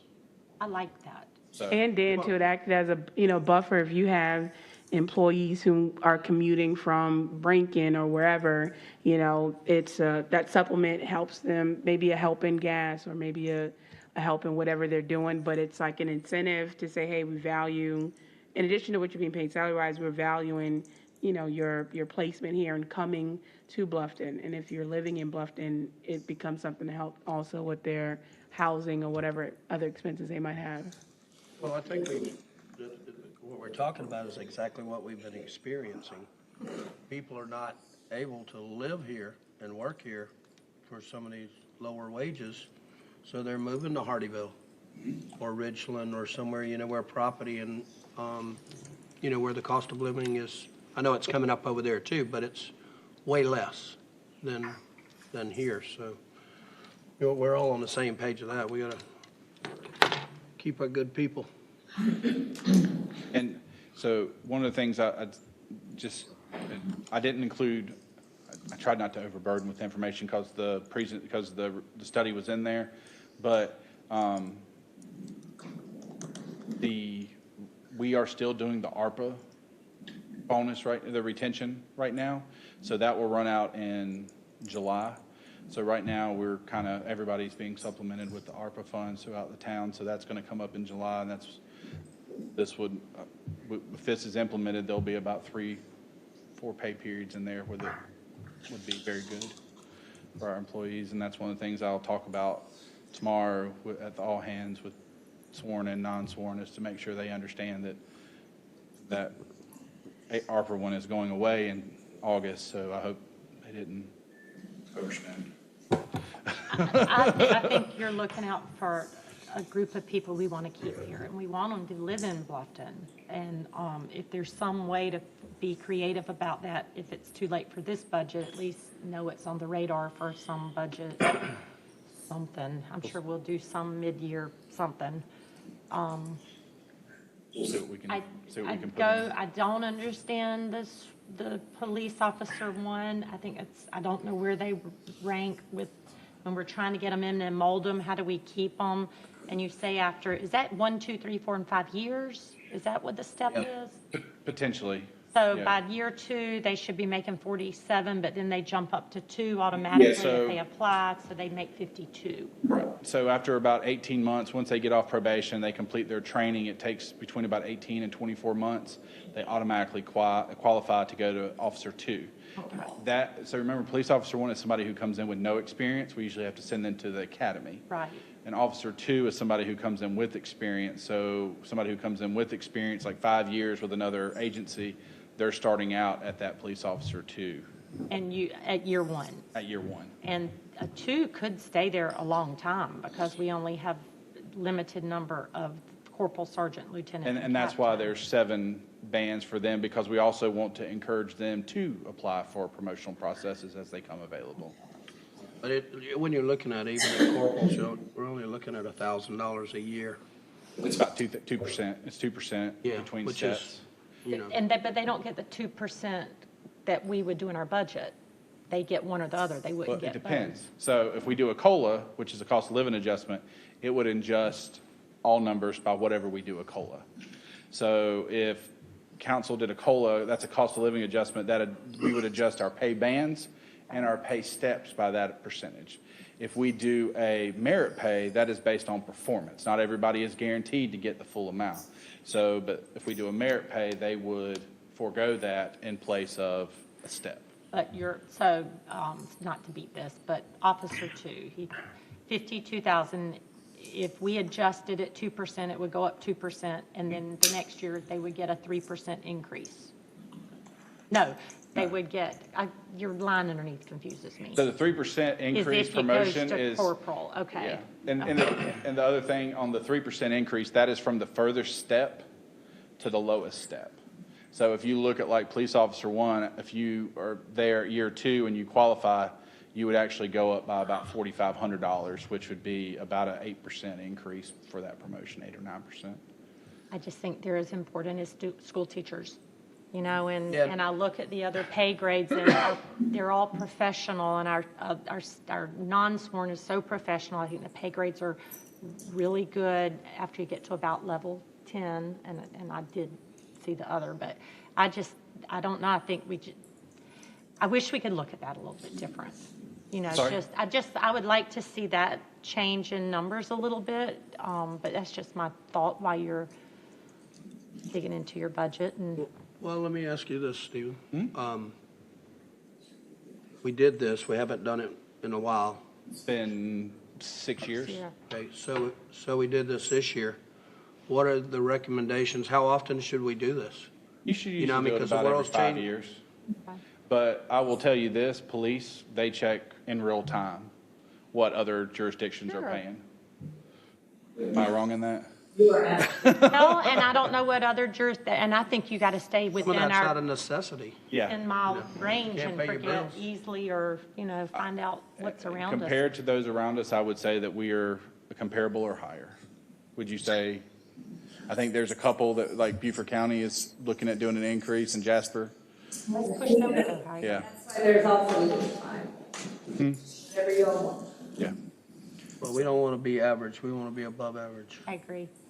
Well, again, If we would be can. looking at this on an annual basis with Correct. COLA at a minimum, Every year. every year. And I just would remind you, salaries are one of those things that once we increase them, they are permanent. So as we start talking about revenues for the town, if you start saying we want to see all of the pay continue to go up even more, that's a year-over-year expenditure that we have to take in perpetuity, as well as the insurance, the retirement, and everything that goes along with it, which is usually between about 25 to 30% of every dollar we pay has to go to those things. So that's one of the things that we are going to be also sharing with all employees as part of this, is their total compensation package, because for every dollar that we pay, we have to send for an officer, it's going to be up to about 25 cents to state retirement. For regular employees, it's going to be about 21 cents in the next year once all the increases are done. So as we have some obligations that are just besides the dollar that if we bump up, for every dollar we bump up somebody's pay, we have to have about 30 cents sitting over here to bump up our cost for bumping that dollar up. So just keep that in mind. And that's one of the benefits that is hard to, especially younger people, is retirement is, you know, And insurance. and insurance and that kind of stuff, so. But let's just be, I lost my train of thought. You know, and I know we all do, but for someone to stay 15 years, to me, there's a value in that. And if we pay a little bit more to keep them here, my gosh, just think about the less you have to put in training and public, you know, just everything, historical perspective. I just want us to keep in our mind just what we were, you know, when we talk about affordable housing and the AMI and the 60% and the 80% and the 100%. We know that's an issue with our residents, you know, our workforce and everybody else's, whether you work in a restaurant or a police officer. We know what those numbers are. So what I say, I don't know why we would have 2 employees. Like I said, throw a couple of kids in there and they would be at the same income level realistically as the ones that we're trying to build affordable houses for. And they're our employees. If council would like to see what it would look like for the minimum pay to match AMI at 60,700, I will be more than 60,700. I'll be more than glad to pull those numbers together. It will. Well, that's one person, but if you throw a couple. It doesn't hurt. Yeah. You know what I'm saying? Maybe not this year, but what's our goal? What is our 5-year goal? And can we get My there? question would be, we'll look into it. Because how that's going to affect everybody else throughout the entire, because if you take the lowest person and move them to 60,700, and how does that affect everybody else throughout That's true. the organization as well? We can look into that. I would just say be prepared for quite a shock when you see what that cost would be year over year to implement that. Well, payroll right now is what, 30-something% of our overall budget? Yes, sir. 30? And so, is that right, Chris? Yeah, so that number, you know, that number would escalate quickly. Because again, for not every dollar we give, like you just illustrated, we got to come up with another 30% to go with it, so. And that's the struggle we are torn with as we do these things, because as much as we would love to see every person be as justly compensated or as well compensated as we can, we also have a budget that we have to operate within. And we have to balance those two. And there's, you know, some minor play in there, like what we talked about, whether it's getting up from 16 to 18 or something, or 19 as the minimum. I think that would be something that would fit within a budget. But if we start talking to getting the minimum pay up to AMI, you're going to be looking at major, either we're going to have to cut a whole bunch of stuff out, like programs or CIP, or you're going to be looking at a major millage increase to be able to offset that cost. Even you took the words out of my mouth. I was going to say it's a great time to interject there. But I'll be more than glad to pull the information together for you. All right, as a proponent of, you know, because that's going to be an expectation we have to talk about over time if we're looking at being able to manage and keep up with the growth and the increase in housing and need to want to retain quality people.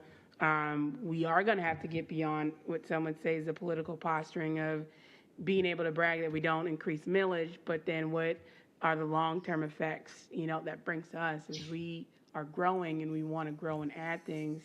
We have to be able to look at everything in totality of what are going to be the downfalls of doing it and potential benefits. Because to Larry's point, you know, as housing is going to go up, we are going to be needing to look at how our lowest employees compensated and being able to manage with all of that. Or supplemental things, you know, like you had originally said, you know, let's be creative. I understand getting up to, I can only imagine it'd be 60% of our budget, some crazy number, but If I didn't have so many kids, I wouldn't feel so adamant about this, but, you know, it takes so much to do the bare necessities. That's mortgage, insurance, food, you know, you gotta have transportation. Childcare, all that. You gotta have that much to exist. Now, everything over that, you have to be frugal and smart with, and you can't always just buy everything you want, but there's a bottom number there, and it's amazing to me how high that bottom number is. Well, and our Are we staff. fixing this tonight? Are we fixing this tonight, or are you coming back? No, we got to vote on first reading. This would be to implement what's here tonight. And then we can, if you want to make any additional tweaks, we can do so during the budget process or at a later time. This is a resolution, so it's just a one vote. Okay? Is it worth it? Are you comfortable? I mean, this is a good start. Okay. I would ask for council to do it. And Okay. then if there's tweaks, changes, things that we want to continue to do, Okay. we can always adjust pay scales at any time throughout the year or any time throughout the budget process. I'm curious what everyone's going to say to you from your two meetings, and, okay. Well, let's move forward, and we've questioned you to death, so.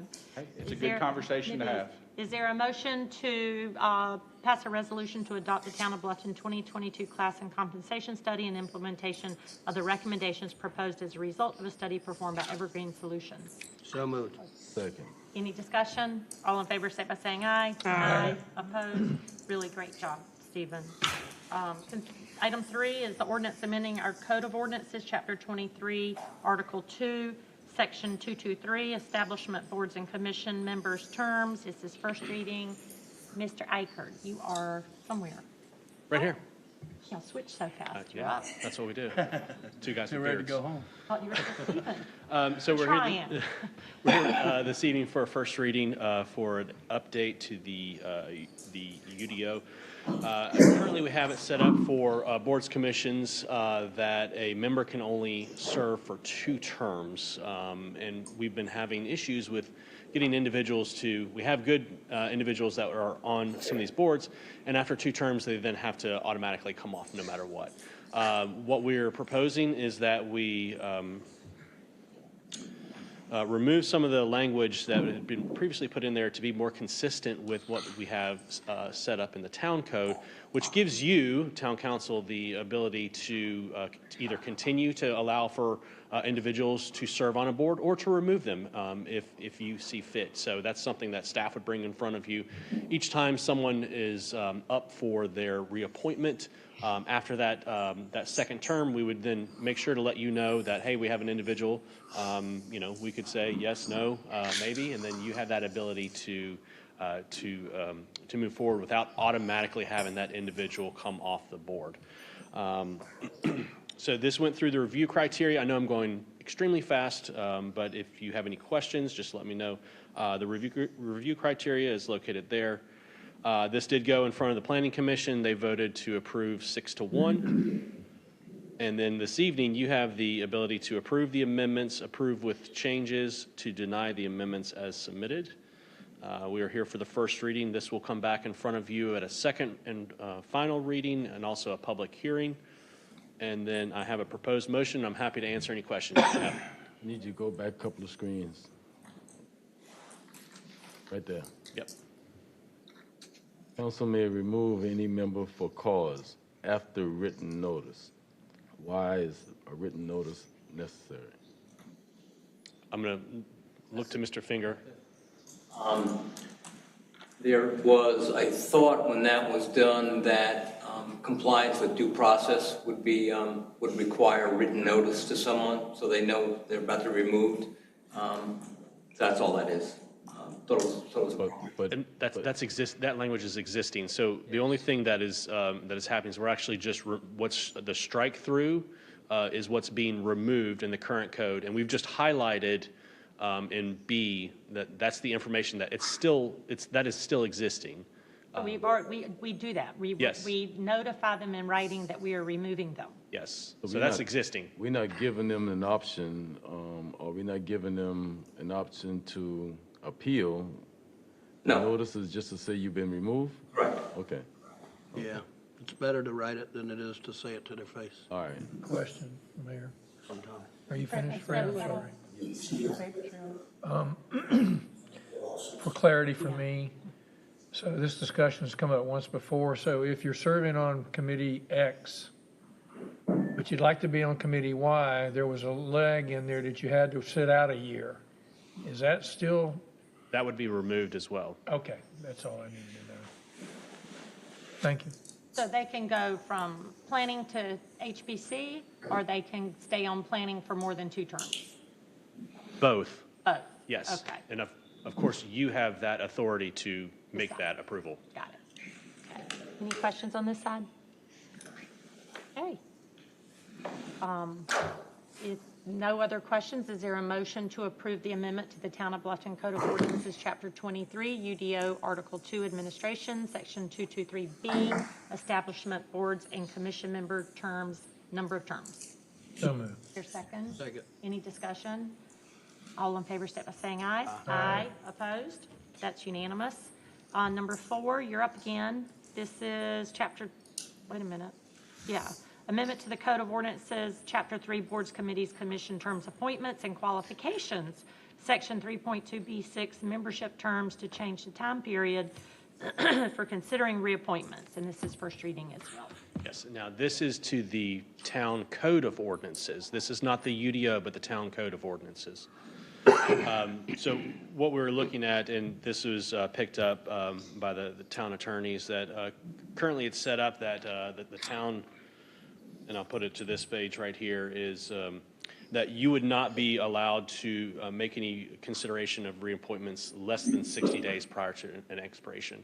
What that means is that if someone's term is ending at the end of June, you guys would have to actually make a decision before the beginning of May.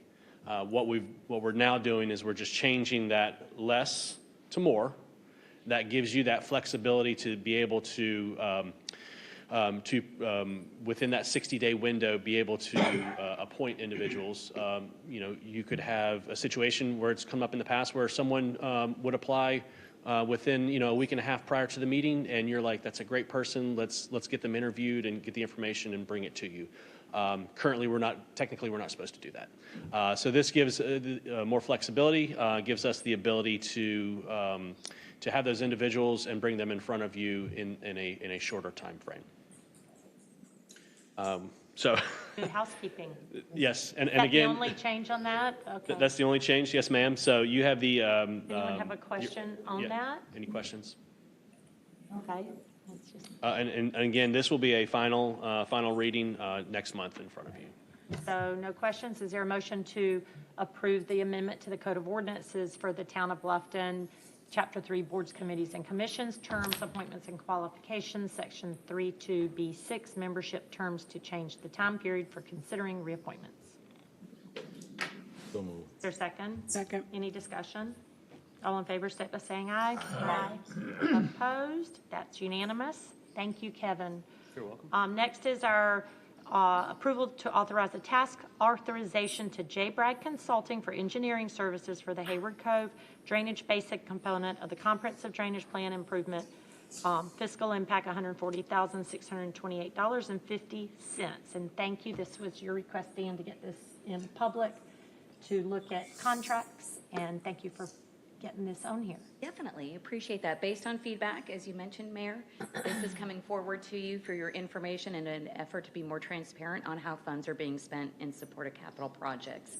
What we're asking you for this evening is in support of the comprehensive drainage plan project, which is an asset inventory and assessment study through the project area outlined in thick red. It encompasses a little bit more than the historic district region, has some antiquated stormwater infrastructure that isn't necessarily all the town of Bluffton's, but may impact our drainage and water quality. This was a strategic plan initiative back in fiscal year 21-22 that's been moving forward.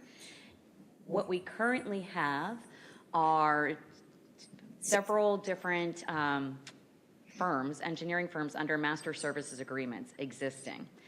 So what is done is Phase 1, Hayward Cove Drainage Basin Study, so specifically out of that red project area focusing on Hayward Cove, an expression of interest was distributed to those existing MSA contract held engineering firms to see what they would propose as a scope, a timeline, and a price. So similar to us letting a bid out, except for they're already under contract, this is just assessing who would go about it and how we can get that done most economically under an existing master services agreement. For the expression of interest responses we received, there were 3 from Goodwin Mills Kaywood, McCormick Taylor, and J. Bragg Consulting. Of those, as staff reviewed the proposed schedules, scopes, and costs, Their recommendation is to award a task authorization under the existing master service agreement contract with J. Bragg Consulting to perform this work in the terms of $140,628.50. If you approve to authorize the town manager to sign this task authorization, next steps is it will be signed, and we will go ahead and start moving forward to do a hydraulic and hydrologic study and evaluation of Hayward Cove sub-basin of the overall historic district drainage basin. Any questions of Kim? So they're basically do the whole cove, I mean, different areas? Yes, in fact, a little bit beyond. So when we talk about, let me come back to this. When we talk about the project area, particularly for, oh, look, that changed. That used to make things big, didn't it? I'm so glad it doesn't anymore. Yes, me too. So for as Hayward Cove comes up here, we drew the lines coming along the historic district boundary. That basin is actually huge and goes up nearly to, really to the parkway. So it will model the entire basin coming down through Hayward Cove and ensure that what some of these conveyances may take partnerships with the county to ensure that they're adequate to not cause flooding. This originated from, I think, 2016, Matthew, with the Pinewood subdivision and that county ditch behind there that had not been maintained in a while. It has since been maintained by the county, but still, we've seen some potential pinch points in doing ditch walks out there and need to have that modeled to make sure that we're protecting from flooding. That ditch behind Sherwin-Williams used to be Buckles, it runs in through there, all of that is connected. That's huge too. It's all connected, that's why, I was just trying to make sure we don't start in the cove and don't take into account what's coming there from everywhere when we do have a rainfall, a 10-year storm. Definitely are. Any other questions? Yeah. Mr. Hamilton?